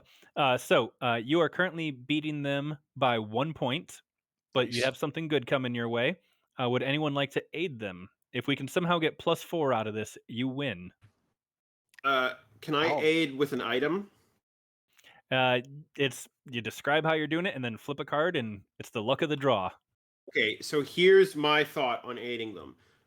Because too many of them coming at her, and we know that they're not great visually, but they have a pretty good sense of smell. I want to take my can of floor wax, and which I assume is pretty smelly, and put a rock in it, and then just wing a rock to the other side of the camp to see Nice. if everything will go towards that smelly little projectile. I Nice. like it. Give me a flip and hope it's not a spade. Come on, it is a club. Club. Fifth clubs. Doesn't help, but doesn't hurt. All right. So you get a nice waxy rock and you chuck it, and one of the other ones kind of turns its head when it hears the thunk and sniffs and just kind of snorts like, oh, what was that? But then goes back to where there's the loud click, click, clacking of the pruning shears coming. It's not a bad idea. I'm going to spritz a rock with some of my cleaning solvent, and Yeah. I'll throw it. So that's a diamond. +1. All right. So yeah, you spritz them on and you throw it, and this time one of the other two white-haired ape men falls for it, and apparently it's a nice fruity smelling cleaning solvent, and he turns and just kind of lumbers off towards wherever the rock hit, and you're now at a +2. Oof. Well, Just need okay. bleeding one more, yeah. All right. Well, I've got some fruit in my back pocket because I always do, and I'm just gonna chunk that. That seems to work okay. You don't need to make it smell Makes like sense to fruit. me. Diamond. That's another +1. So you're like, oh wait, I got some dried apricot or something right here, and you pull it out and you chuck it, and the other of the two side ones goes off chasing after the nice fruity apricot smelling thing, leaving you just the one white-haired one left. And Chris, you're at a +3 with something good coming your way. I'm going to say the good thing is The other two aren't going to be coming back for a little while as they're distracted by the nice fruity smell and stuff. I was going to have them aid the main one this next round, but they're not going to be able to do that. Nice. All right, next round. So the pruning shears, the clicking, the clacking is working. The one that you're focused on is coming closer, kind of doing a little bit of a head bob back and forth as he's drawn closer by your motions. The other two have gone off investigating the weird smelly things, and we are on the next round. You are at a +3 to this flip. Right. I'm gonna, since now I seem to have his attention, I think I'm gonna stick with I'll stick with the physical, and she's gonna start shouting a little bit to draw him closer, almost in sort of a still staying physical, but switching to her voice to bringing him in. So using a bit more of the diaphragm and those vocal lessons. Exactly, or or at least the shouting that she learned when she was working the line, back in the when she got her factory job. So yeah, so I'm figuring I'm going to use running the line on this one, Makes sense to and me. yeah, and it'll still be, but she's keeping the physical motions. So I'm still going to be clubs. So that's going to just give me a +6. And I'm going to total of 8. Oh no. Gosh, so bad, so bad. Which is also on par for me usually. So yeah, Well, as long as you haven't been shuffling your deck, it I will have not. balance out. That's the nice thing about suited. As long as you don't shuffle your deck while you're playing, you'll draw all the bad cards, but that means you only have good cards left That's very eventually. true. Unfortunately, though, he got a 7, which will put him at a 14. Oh Yeah. no. Yep. And that beats it by 5. So that's not good. Maybe we should have tried food. So I really thought dancing would work. So did I. you guys can try aiding if you want, but it looks like this one may be a failed task. Oh, I've drawn on aids or diamonds. I have not drawn anything that's going to give him a +2 to really balance that out. Yeah, I don't think we can. I don't think the odds are in our favor this time. No. All right, and that means, so as you're like, come on, you hairy limb, just get your ass over here. He just kind of stands up and tilts his head and lets out a screeching roar and comes charging towards you. Good thing is, it's just him. There's no one else. But we are going to be going into a combat here. So what I need, initiative is going to work very similar to Savage Worlds initiative. Everyone draws a card, and we go in order of face value. My white-haired guy got a 3. All right. I'm gonna go last. All right, Jack is up Wow. first, followed by the Wow. 4. I wish I had Um, gotten this later. Really low pulls from everybody. Yeah. Yeah, but watch John, your next was one that be a high. Jack of Spades over there? That was a Jack of Spades. Oh, Good thing yeah, you except didn't try to aid then. Hmm? Good thing you Right. didn't try to aid. -2. Yeah. Oh, that's a good point. Yeah. All right, so Jack of Spades goes first. So the order is going to be, we have Beverly Cleaver, followed by Donna Spruce, followed by the Ape Man, then Ruby, and then Betty. Well, One thing I should warn you about combat. Combat, you can both attack and defend on your turn and other people's turn as well. The way combat works is the exact same as the tasks. You say what you're doing, defender says how they're trying to defend, you compare the two results, high result wins, low result takes the difference in damage. So you can still hurt people when it's not your turn, but that also means you can be hurt on your own turn as well if you draw lower. So John, how are you going to deal with this charging ape man? I think I am gonna pedal to the metal with my Wonder Boy. Why not? I'm gonna call out to Betty. I'm like, you tried cutting the rug. Now it's my turn. Nice. Ruby's also like, wait, we're filming this for my segment, right? They cut that rug on the top of his head. When fighting the giant ape man, use your Wonder Boy X100. That's part of So, why we brought it. The Wonder Boy X100 company was like, we really would love it if you included this in the movie. A paid sponsorship. yeah, I hit the gas, and I guess that would be speed, reflexes, or strength stamina again. Both are 4. Both are 4, but it matters as far as drawing the cards. Which would you True. rather have this go? I'll allow either one for using your Wonder Boy. Let's go speed. All right, spades it is. So, spades plus cutting them up, put me at a 7 base, and using that Wonder Boy gets me up to that 10. And here we go. Ready? Well, before you draw, let's Oh, see. I'm going to say how it defends itself. So you're charging it when the Wonder Boy trying to turn and slice him. He is going to just try to catch you and stop you and try to tip you over if he can. all He right. is using his inhuman strength here. It is going to be a club's action. He has a +2 to his inhuman strength, so he's going at a 9. 9. All right. So here we go. Wow. Nice. All right, he ended up with a 10. What was your final total? So a jack is 11. So 11 plus the 10 is a 21.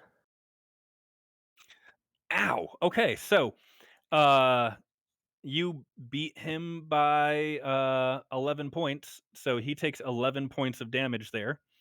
And he got something good because he did a club's action and drew a club. So I'm going to say the thing that happened, he went to catch you, and you just bowled right over him.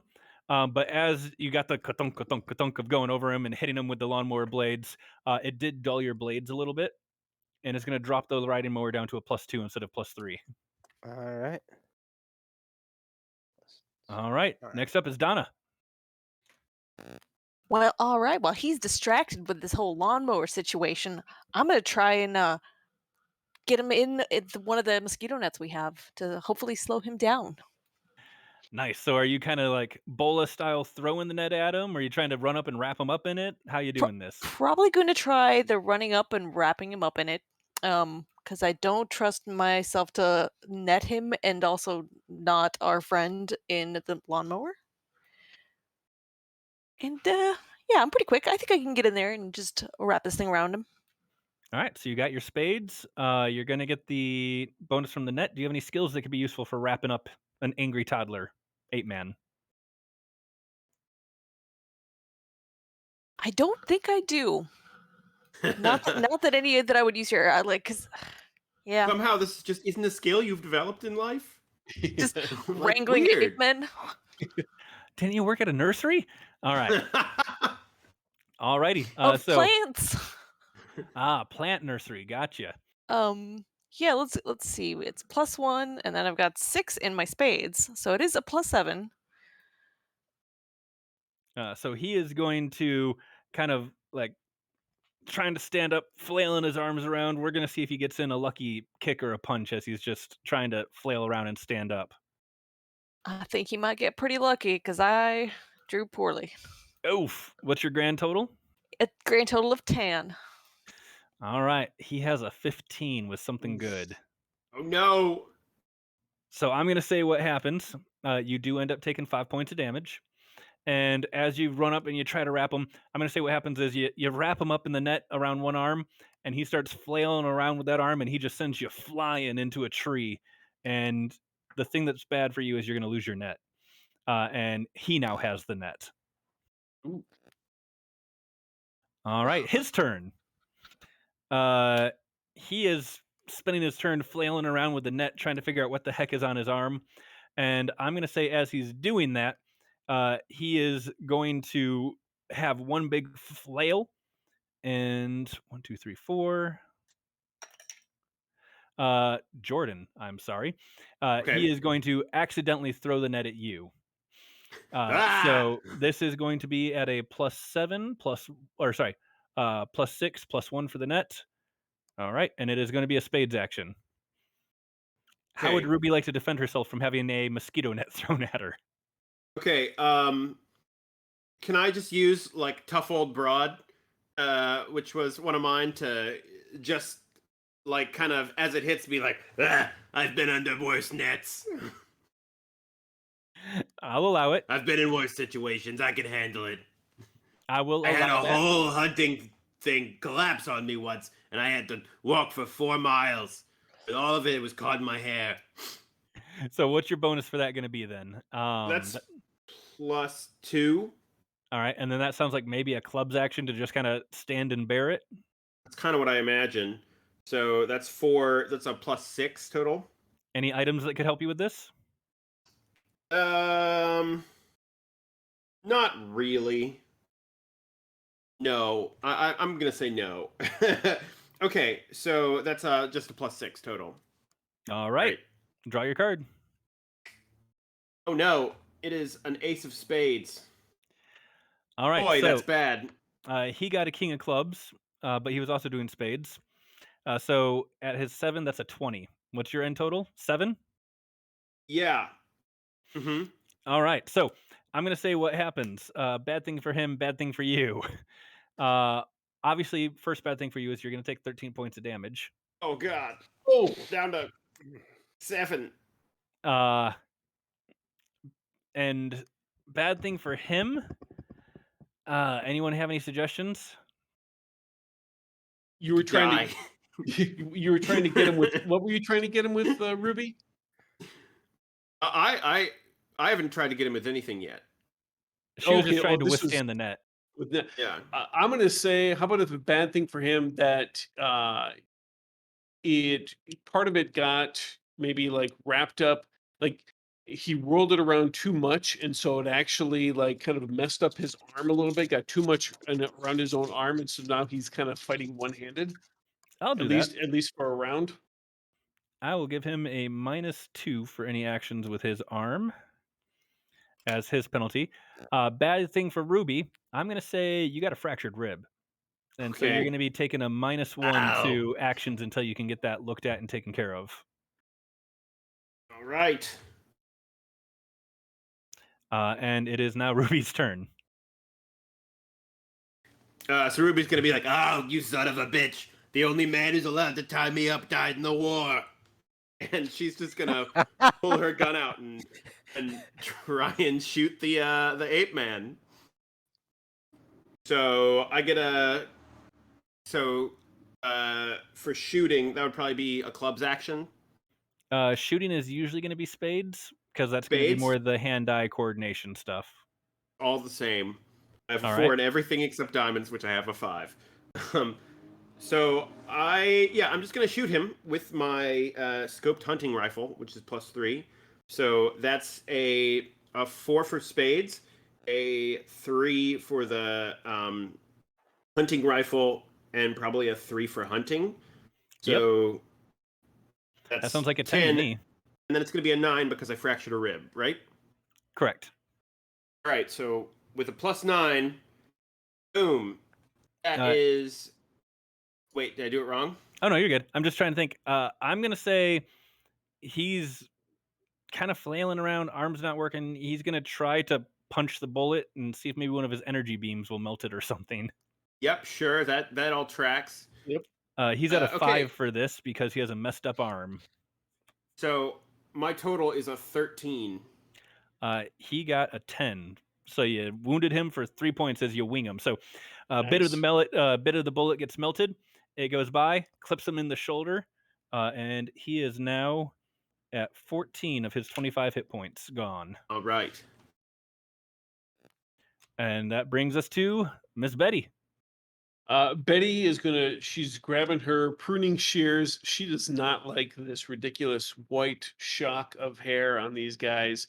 And so she needs to clip that hair. So she's going to charge at him with her pruning shears, leading the way.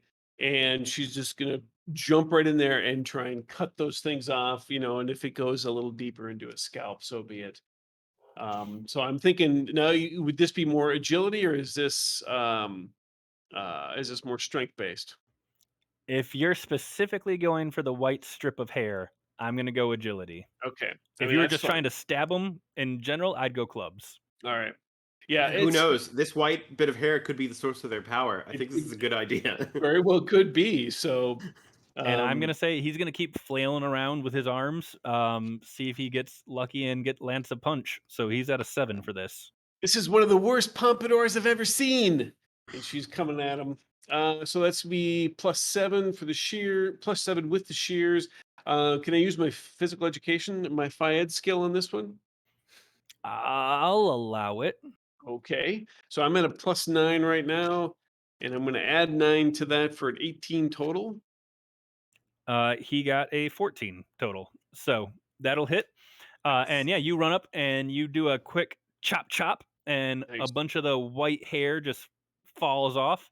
And he gives a "Rah!" and reaches up and thrashes around. Um, and you see what looks like the rest of the white hair just kind of slowly fade back down into brown. Ooh. Ah. Okay. We got Yeah. that on film, right? Oh yeah. This baby's still rolling. All right, and And I believe that she'll take a free action. It's changing color. It's like he's got some sort of reverse just for men something going on here. and I do believe that takes us to a new round. So everyone go ahead and draw their next card.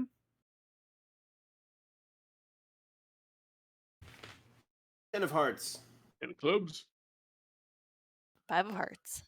And 2 of spade. Sorry, 2 of clubs.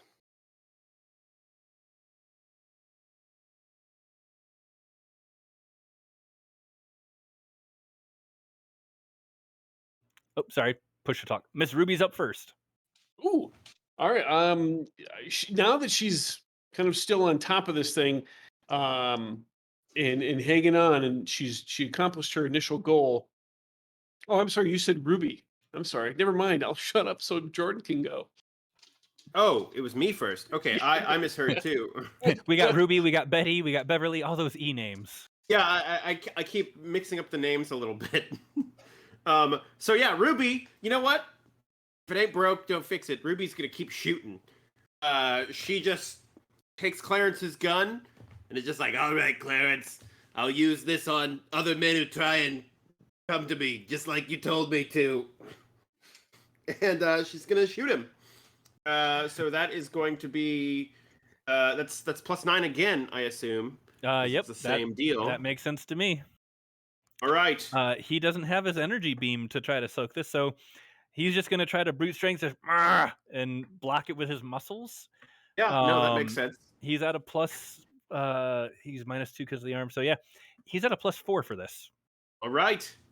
And boom. Oh, we have hearts. He got an 8. Hey, so that's still good for me. Okay, so that is at 12 was my total, right? Yeah, you hit him for 4 more points, and he's at 22 of 25 gone. I keep All right. winging him with these bullets. Can Betty finish him off? I hope so. So yeah, she's still hanging on around his shoulders and stuff. And now that she's got a cut, she's flipping those shears into a knife shape, and then she's just gonna go and start stabbing downward. He ran into my pruning shears. 75 times. All right. He can still flail and punch at you. Absolutely. So he's at a 7 for this. All right, and I am right now at a 7, and unless you let me use my phi ed, then I would be at a 9. I mean, She probably took boxing class. I hate to keep allowing it, but I'm gonna allow it because it makes sense. I'm at a 9, and It's one of those general purpose skills. I'm needed. I got a total of 13. He has a 12. Oh, gosh, so So close. as you're going to try to stab him, he's just flailing around and he keeps knocking you aside, and you more just end up scratching him up than you do actually killing him. But he is Well, down one to thing I'll 2 say points is this left. man still's got a pretty thick head.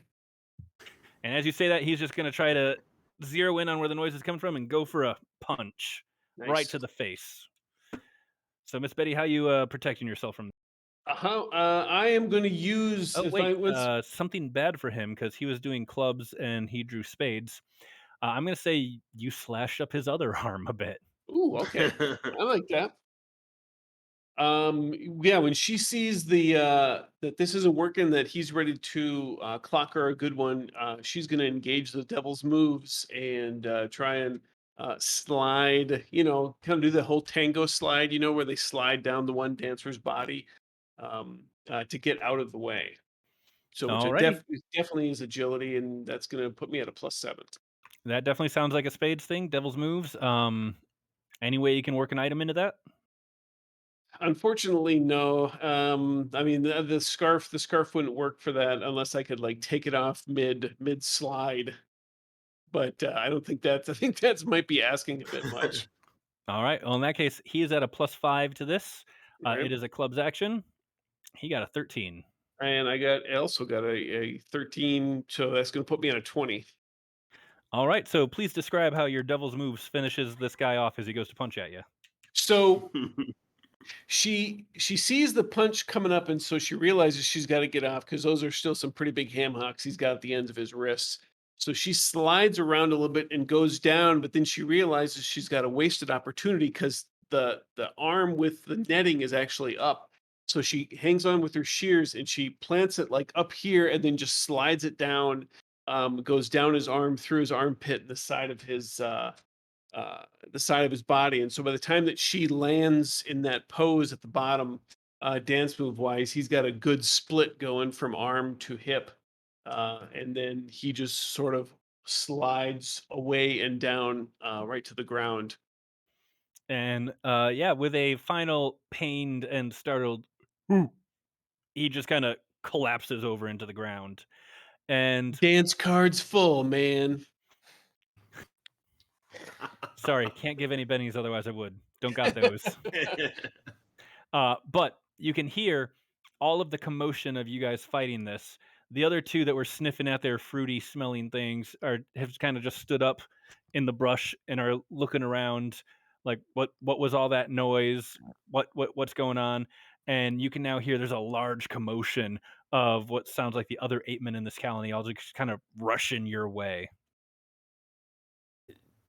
uh, all right. I mean, you know, I'm all for our empowerment and everything, but I kind of think that we should get out of here instead of fighting them. We got the footage we needed. I think we should hightail. Let's go. Agree. Yeah, I like the way you think. All Did we right. get something that falls into all of our segments? We got pretty close, right? Yeah, I think you all got something. I think so. So what we're gonna do then? We got one more opposed task here for you all to try to get to the beach before the 8 men overrun you. Who do you think should lead the charge to the beach? I'm gonna vote. I'm gonna vote for. I'm gonna vote for the lawnmower. That's kind of what I was thinking. I mean, it got us here. Let's That's do it. right. I'm good for it. Beverly's got to plow the road. There we go. Yeah, so I guess that's speed and cutting them up again with the lawnmower. I'll allow it. And while you're doing this, I believe Miss Donna had apple a day, if I recall correctly. I So the do. way healing works in this game, healing is a diamonds action with any relevant skills or items. You just flip a card, add your total, and whatever your final number is, that's how much the other person heals. But you can only do that once per real life hour. Well, Real life hour. all right. Well, here, have a can of beans. They're a magical fruit, and we'll see what happens here. All right, So who the was that for 9. first? Because I believe we have 2 injured characters. I think I believe Ruby took the bigger hit and the broken rib. Yeah, I'm down to 7. So I think the 9 plus I only have a 2 in diamonds. But I do Oh. have apple a day, so that's plus 2 more.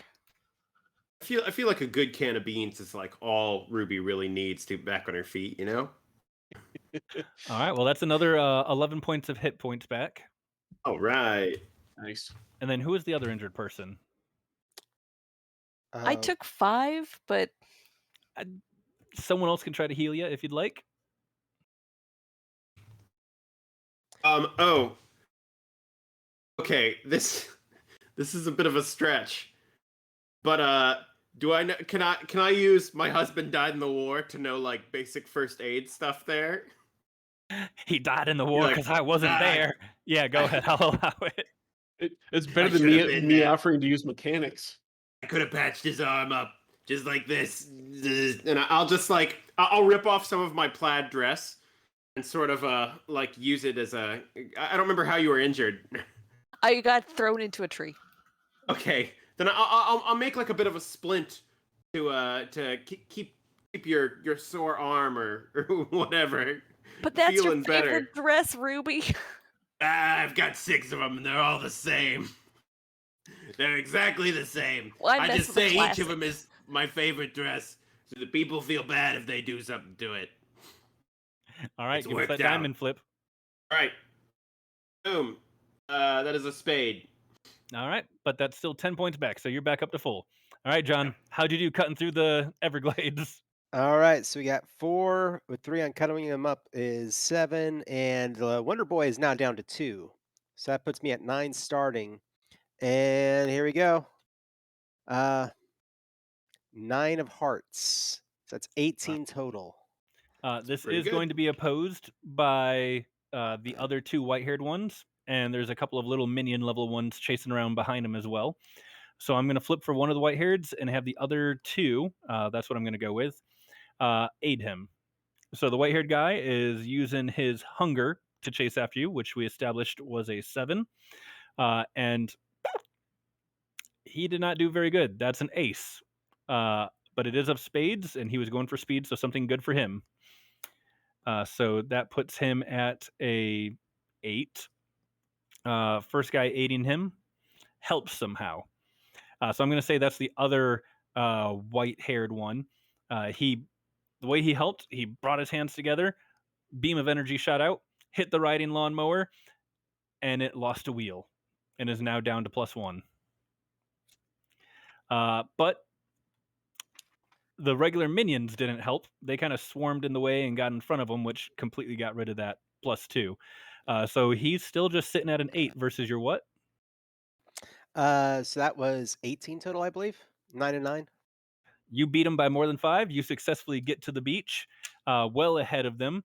The mower, the Wonder Boy X100, clears the brush of the Everglades and is kind of wobbling lopsided with everyone clinging onto its back, and it's smoking a bit as it's missing a tire now.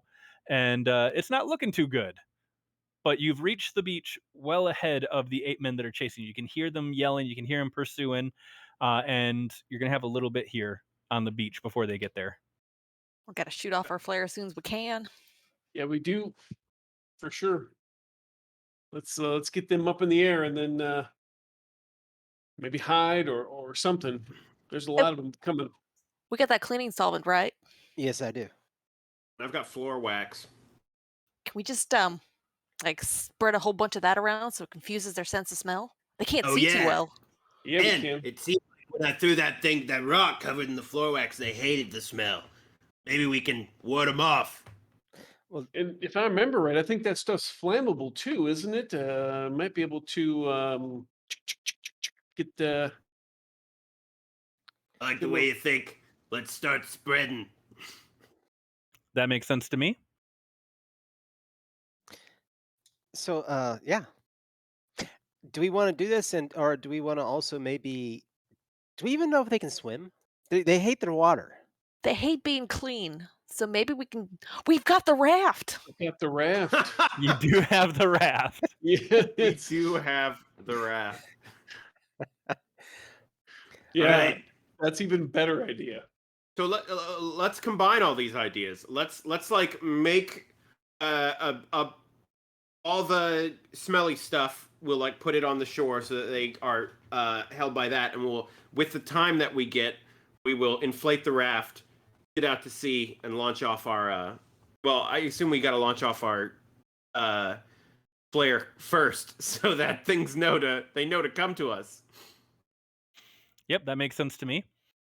All right, so setting up some lines of defense. You're putting out the wax and the cleaning solvent, setting those on fire, or just putting them out for scent. I think maybe just putting them out for scent might be a better idea. Yeah, because the fire will burn away the smell. Right.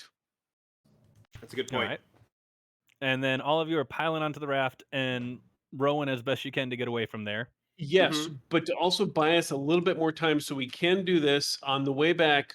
I'm gonna take us through so that we leave our quicksand pit in between us and them. I'm gonna take advantage of that from earlier, Yes. so that will slow them down just a little bit more. Excellent. I approve.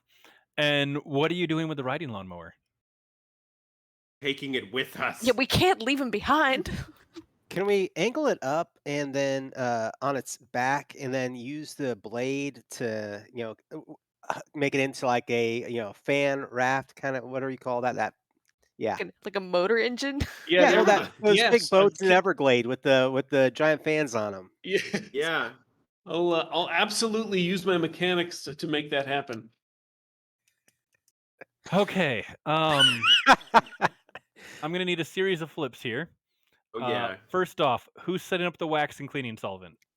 I'll work on that. All right, Donna, give me a flip for that. I'll let you come up with whatever you think is going to be the best combination for you, as far as like suit and everything. As long as you can explain it away, I'll allow it. Next up is getting the riding lawnmower onto the raft and set up to be a propeller, so you have a little bit of a motorboat raft thing going on. That sounds like a mechanics flip to me there. Um, what would the other two like to do while those two are busy? Ruby and Beverly.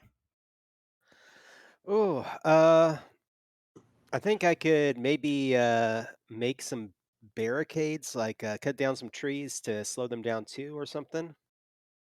Uh, Cutting it. All right. I want to use camouflage to camouflage the quicksand pit that we noticed and set up there. So I want to make sure that it looks just like regular, not quicksand. All right. Give me a camouflage flip. Give me a cutting it flip. And Ala, what'd you get up there? All right, for my setup of the kind of the smells, I'm going to try and go for speed more than sort of precision, where I'm going to go fast and cover as much ground as I can, like bottle of each under one arm. Makes And sense. it's a King of Hearts. All Nice. right. What is your grand total there? Does that put you above a 22? No, I think I'm close. I'm at 18. 18. All right.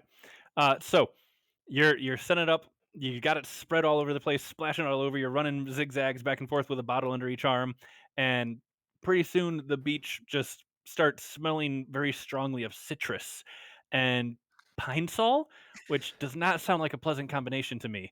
Um, and this smell is just wafting all over the place, filling your noses, but it's better than the ape men.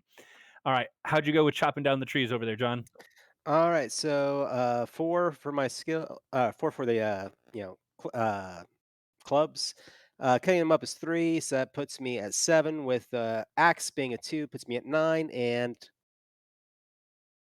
All 4, right, 13 was something so good. 13. All right. And I'm going to get to what these totals do in a second. Jordan, camouflaging this quicksand pit. Okay, so I'm not entirely sure what suit camouflaging the quicksand pit would be. Usually Um, hiding stuff is going to be a diamonds, but if you can argue your best, go ahead. I think diamond makes sense to me because yeah, I'm just kind of like picking out things, and being like, yeah, it would have a little bit, and just like trying to set it up so that it looks like it's not there.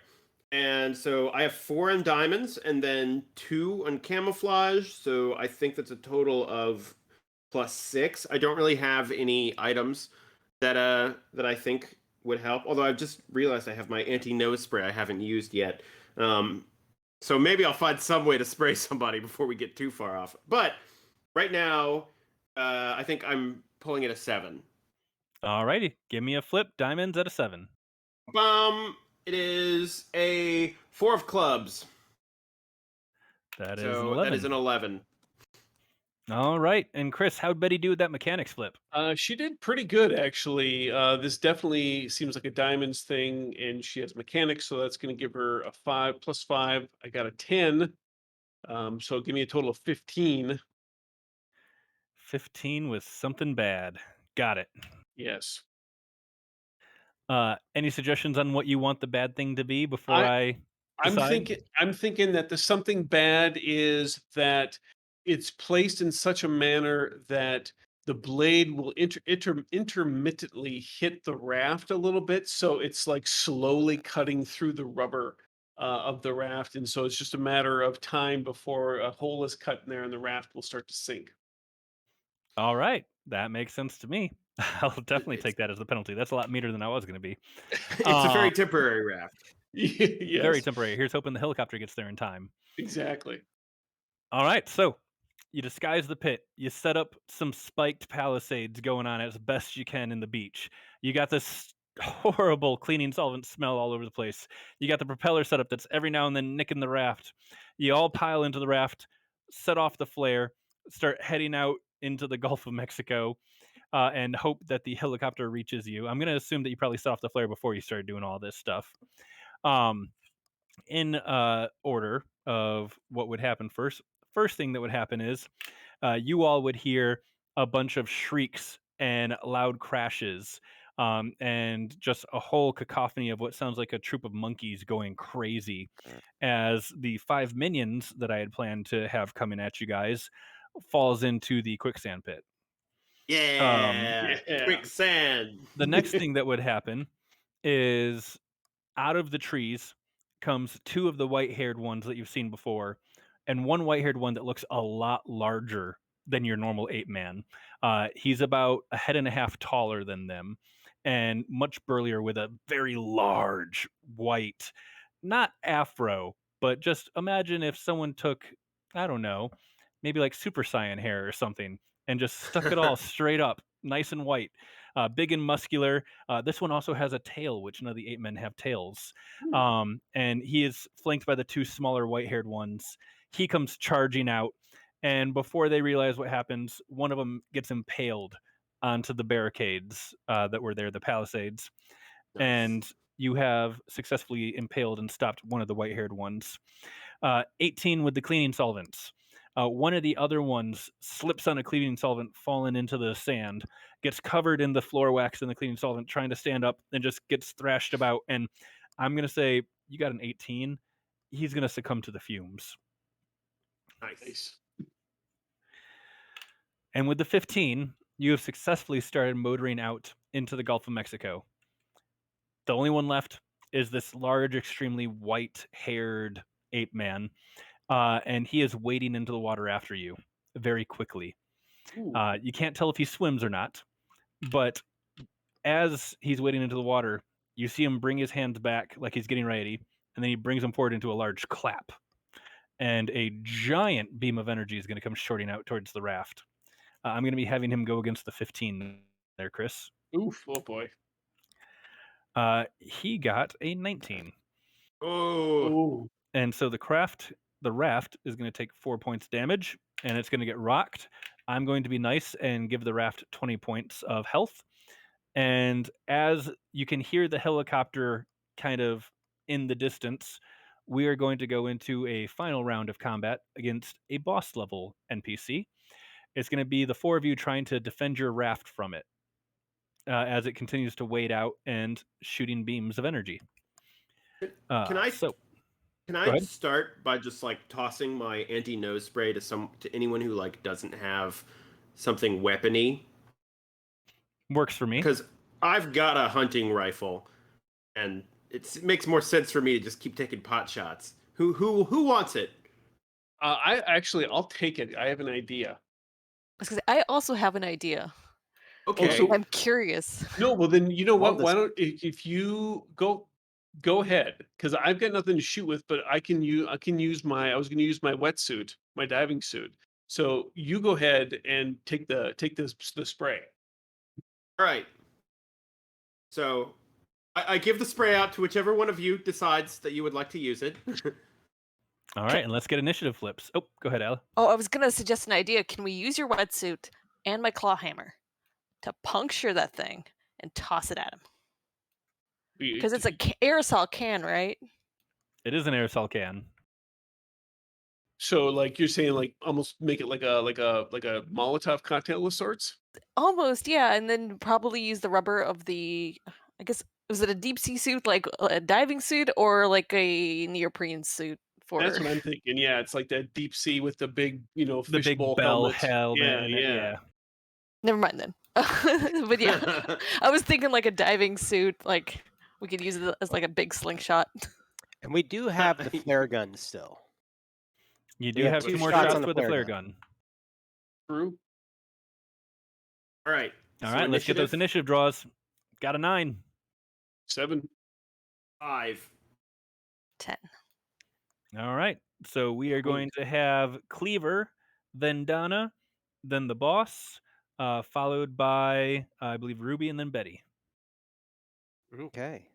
I'm gonna grab that flare gun and try and shoot that ape in the hair or in the head anyway. See if I can light it on fire. So, Nice. ooh, I don't really have an appropriate skill. I don't feel. Because yeah, I Are you guess I'm going to just establish your dominance over him? yeah, sure. There we go. But either way, so that's gonna be a accuracy probably. So spades putting me at a 4. And then the flare gun is a +1, putting me at a 5. All So right.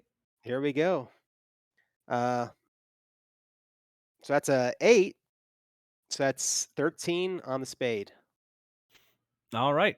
So you go to shoot the flare gun at him, and he is going to just try to hit that flare with a beam of energy, and try to knock it away. He got a jack on his 9, Ooh, ouch. so that's going to be a 20. 20. Yep. So what'd you have? That was goodness, that was an 8 plus the 5, so that's a 13. All right. So what's going to happen? I will give you the choice. You can either take the damage or it can go to the raft. I'll take the damage. All right. So what's going to happen? You go to shoot him with the flare. He shoots out the beam. The flare gets hit by the beam and knocked to the side, and it just kind of lands on your shoulder and gives you a burn, and you take 7 points. Oof.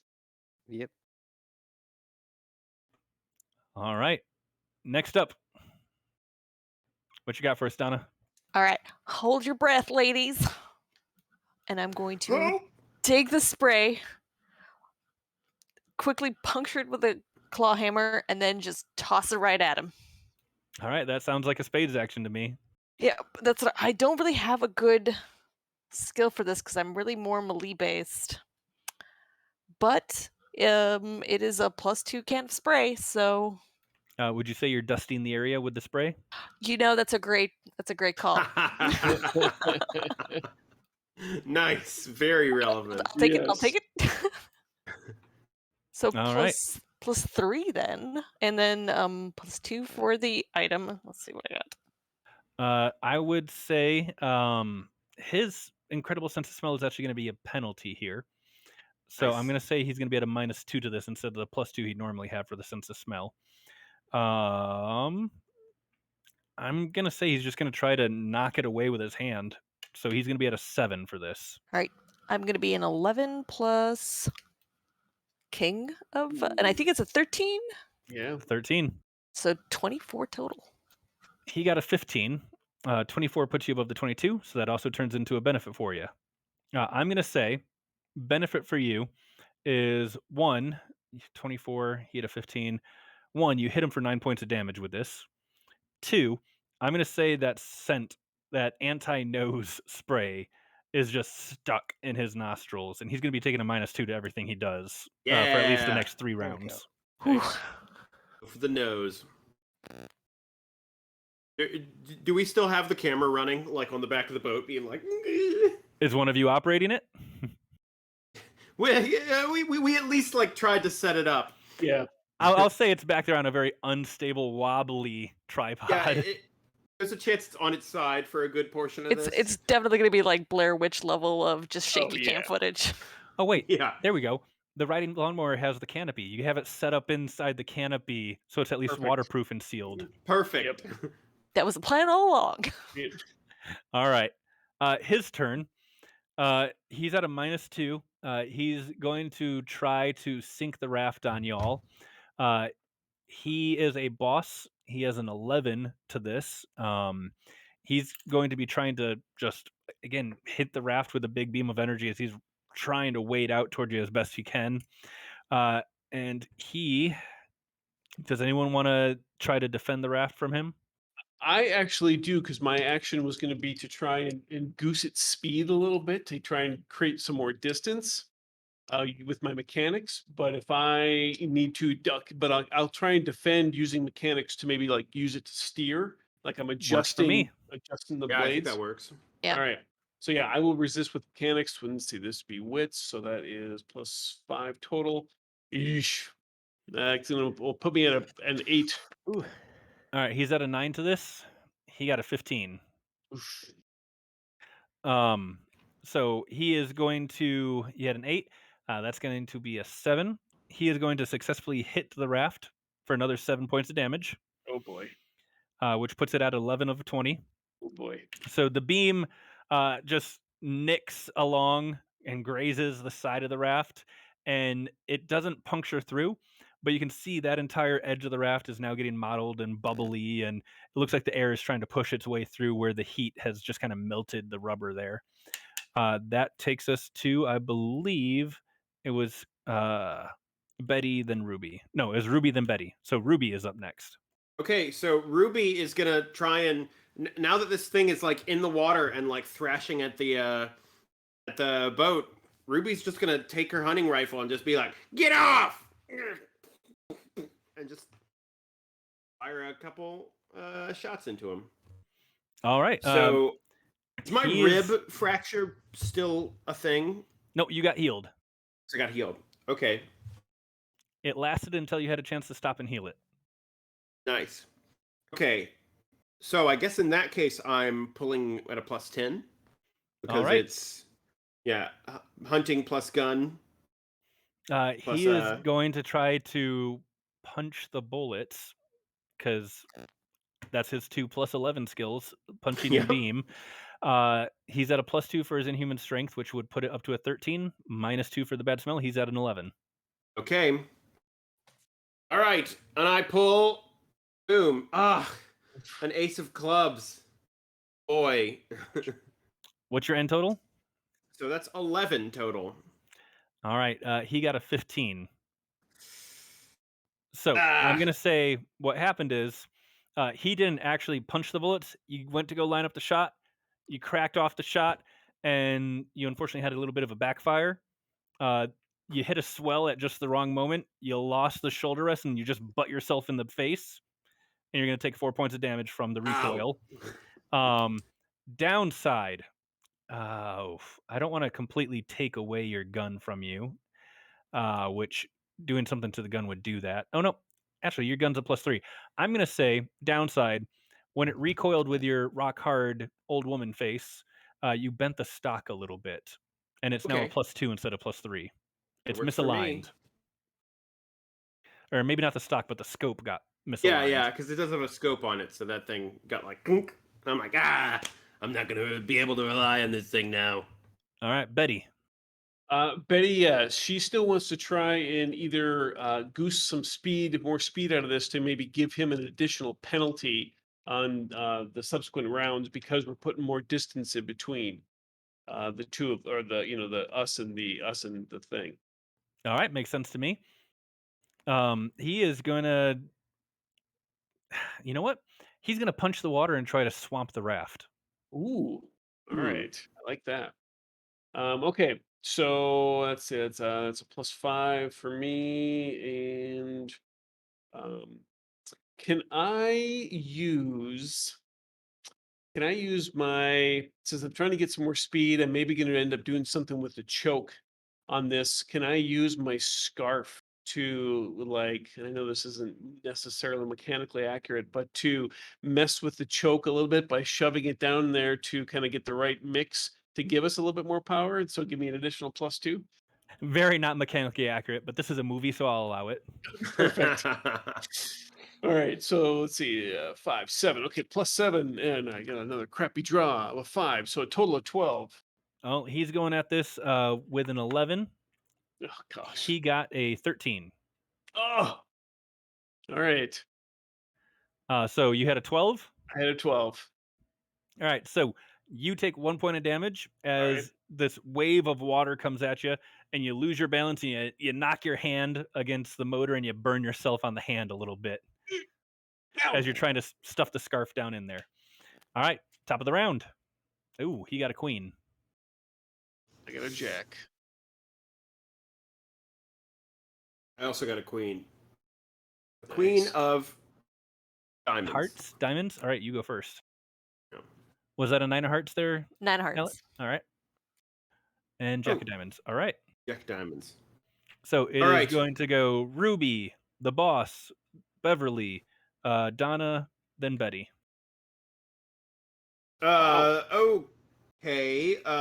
Ruby is going to. Is he kind of close to the boat now? He's still not able to reach it, but he's closer than he was.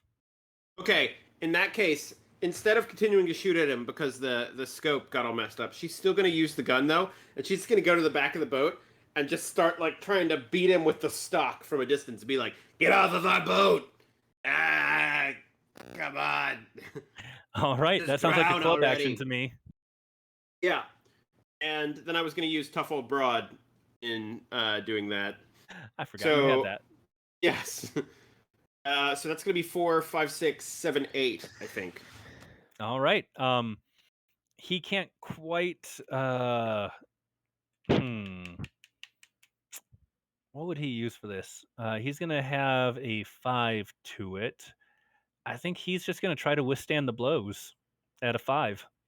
All right, that makes sense. All right, so and I pull.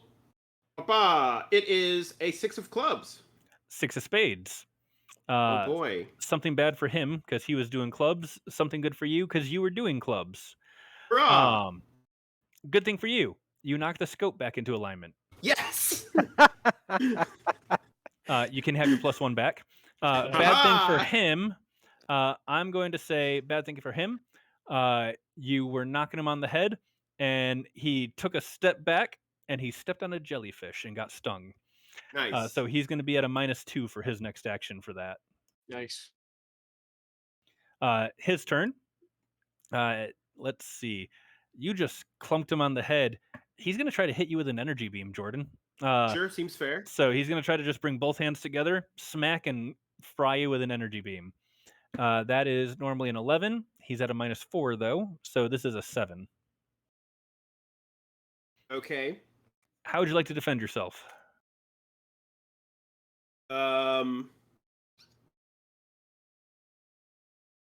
Let's see. I have got hunting, camouflage, tough old broad, and my husband died in the war.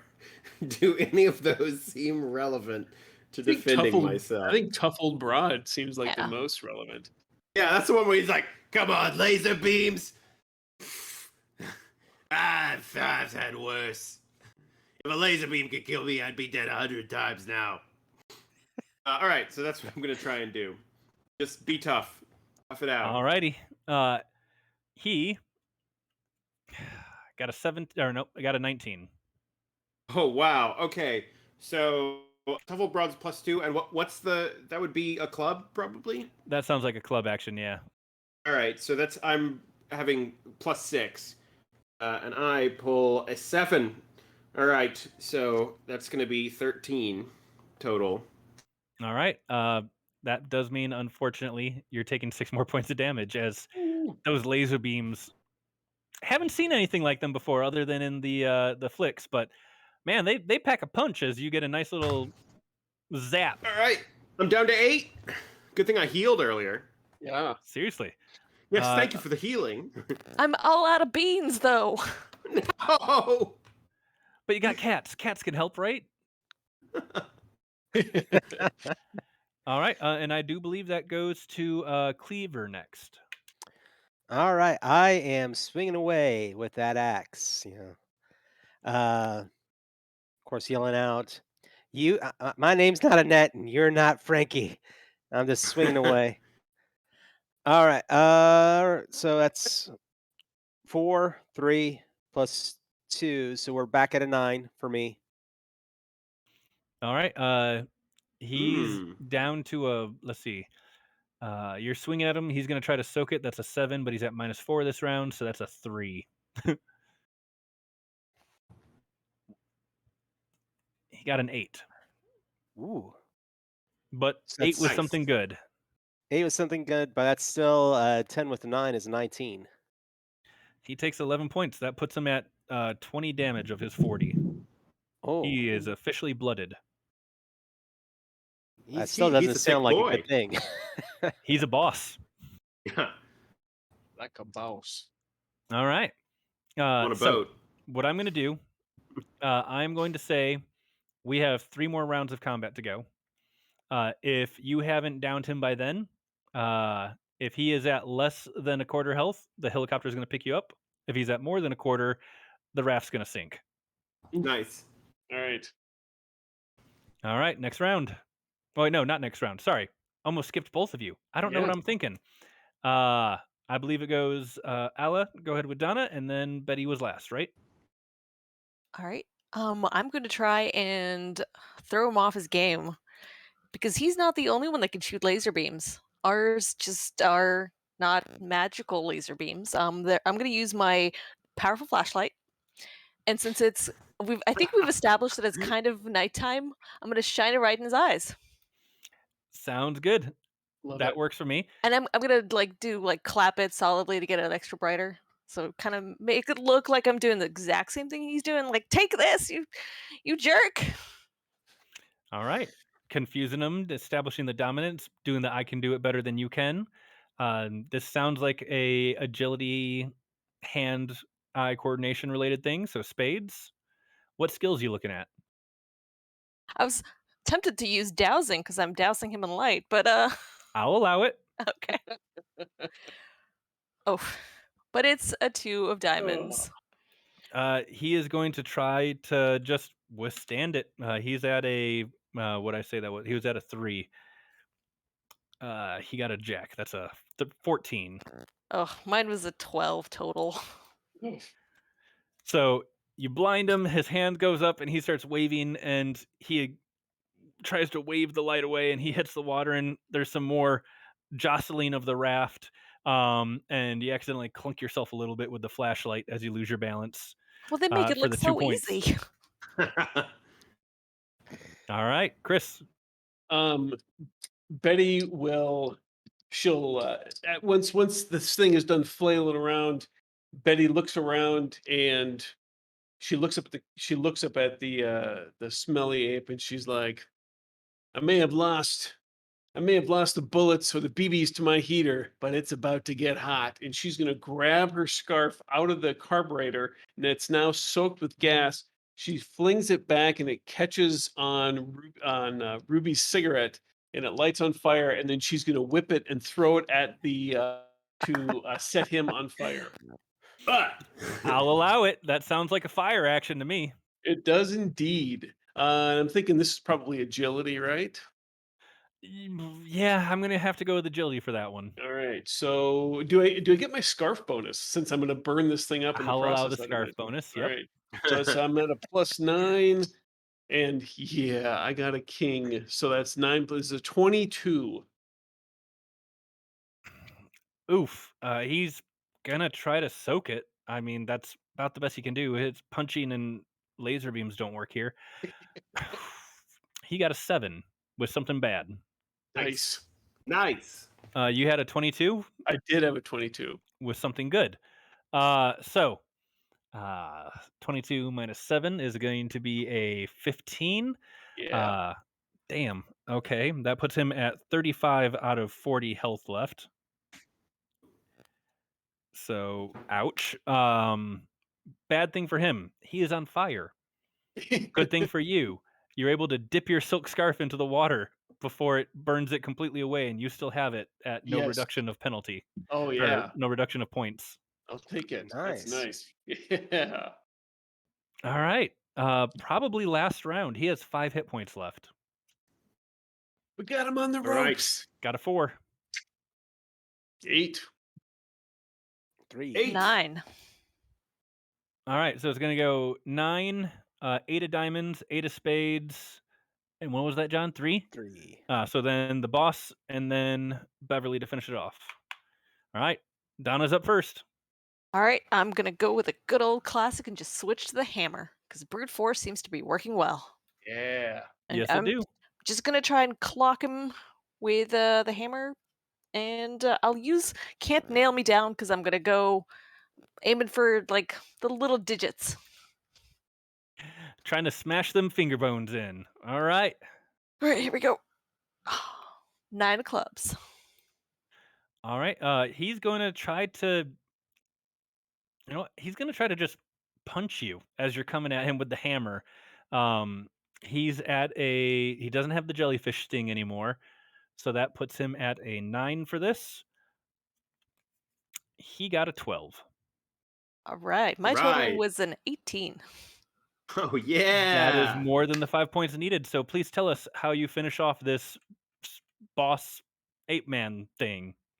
Well, I can't be particularly cool with this tiny little claw hammer, but maybe I was going for the finger bones, but it slips and I get him just right in the eye, just with the pointy end. Accidental awesome into the eye. I approve. There's a nice like. And we're like, It's just really oh. squishy. Oh, I wasn't supposed to make that sound. Ew. That's Just not let what I go, was Jack. expecting. Just let go. I don't think I'll ever wash that out of the hammer. I'm just gonna leave that with him. And the giant ape man makes a very squelchy, surprised noise, and then just kind of slowly falls backwards into the water. And there's a big splash and a wave that just kind of helps carry your raft out. And just as the raft is starting to get really dangerously low in the water between the damage that it sustained from the ape man boss and then just the propeller cutting into it, you hear the helicopter getting closer and some lines get thrown down to you. And just for, rule of cool, I'm going to say that there's probably some eyelets or something on the raft that you can just strap the lines to. And the helicopter just picks the raft and the X100 up and all and just kind of starts carrying you guys back to the atoll where she was stationed. Nice. And Like a big rubber bag. Now Yep. that it's fully Perfect. deflated. and you're all just kind of hanging out in the mesh in between the line. But yeah, With a big old lawnmower strapped to the side. Classic. and a old school camera reel going inside the lawnmower. It's probably just like pressed up against someone's face right now, so you're just getting their cheek. Still running. We're getting one of the world's first drone shots. And on that note, your group of unknown expendables has successfully raided an ape-man colony, discovered a dangerous mutation, learned how to defeat said mutation, and also wiped out one of the largest, scariest ape-men anyone's run into so far. Yeah. And I do believe that's bringing us right up at about that 3-hour mark I was supposed to be aiming for. Yeah. So, John, I think I'm going to have to say this game of Suited has come to a conclusion. But if this was a movie, there would obviously have to be some post-credit scenes. I'd like to go through real quick and have each of you say one post-credit scene that would happen for your character when you finally get back home to the valley. Anyone want to go first? Sure. I start up a baking show for pies and other confectionaries that are useful as both for their smell of fruit that attracts the stinky ape men and also are highly poisonous. Very nice. I approve. So you see Ruby's hunting shack that has been turned into more than just like a shop where you can find stuff for hunting. And now there's a line of young women who all have hunting rifles and scopes and are firing down a range at all these wooden cutouts of ape men with these little white things on the top. And they're learning to aim for the hair and get that little bit of white hair off. And Ruby just walks down the line smoking a cigarette and be like, "Good shot, great shot. This is the sort of skills we need in this new world. Everybody smoke a cigarette." Nice. All right. Chris, Ella? I think we see like the song "Rock This Town" comes up, and we see like this first there's like a two-part sort of end scene. The first part song "Rock This Town" comes up, and there's like this montage of all of these gentlemen callers visiting Betty, and you think that maybe she's returned to her old ways, but no, she's actually just kind of doing a little more wild oats sowing in celebration of the victory. And then from there, she we cut to the shot of where she has now finally pursued her dream of opening up a um, an auto shop slash dance hall, and she calls it the Shock. And the logo is like this shock of white hair in honor of the ape. And then the auto shop, what they do is they install custom what the heck were those things called on the hood ornaments on cars that are shaped like that little shock of white hair. So it's a big piece of chrome right in the front of your car. Nice. All right, and Alan, what about Donna? Donna's gonna go home to Susan, and they're going to focus on revamping the line of products that they carry at the nursery, exclusively focusing on durians now. Durians. Excellent. Known for their delicious flavor and pungent odor, effective at keeping away monkey men. Excellent. Also, John, I just realized one more thing I think I have to do before I turn it back over to you. Absolutely. I did use a series of royalty-free music throughout the game today, but I think to legally use it, I have to at least give credit to the bands. We are currently listening to Rebel Rock Armageddon by the Riptones. We also had Dallas Kincaid's Rain on My Grave, Monk Turner and the Fascinomas with Trust is Just a Word, Forget the Whale, and I Know Where You've Been, and Secret Lovers, St. John Cemetery. So you can find all those on the Free Music Archive pretty easily. I highly recommend them. They are excellent. And I think that's all the stuff I have to do as far as legality reasons go. Anything else for me, John? Not really. This are show closers here. So at that point, if we're turning the show back over, I just want to be sure to say thank you so much to all our guests. Thank you so much, Ted, for running the game today and being willing to come on. I think we all had an awesome time. I love this game. There really is nothing like it, and I love anything that brings something new to the table. That said, Monday we have our next game of the Voyages of, which is our Star Trek Adventures. Actual play will be coming. Be sure to check that out. We got a lot of good people in on that. We also on Thursdays will have our Call of Cthulhu stream as we wrap up Masks and Yarlathotep. Week after, we will also have our show Growing Shadows. The season finale is coming up. Growing Shadows is our Ninja Crusade Second Edition actual play. We are the only campaign length actual play of that game currently going. So please be sure to check it out. And other than that, just want to say thank you so much, everyone else. If y'all have anything you want to plug coming up this way, or any shows I failed to mention, you know, be sure to kind of knock that out there. But hey, thank you all so much. Oh, definitely, I almost forgot. Thank you so much, Elf Johnson, who followed us during this, and thank you so much to Mage Akala for also subscribing during the show. Thank you all both. Hey. Nice. So, all right, and with that, I think we can definitely say good evening, and y'all take care. Bye. Bye. Bye.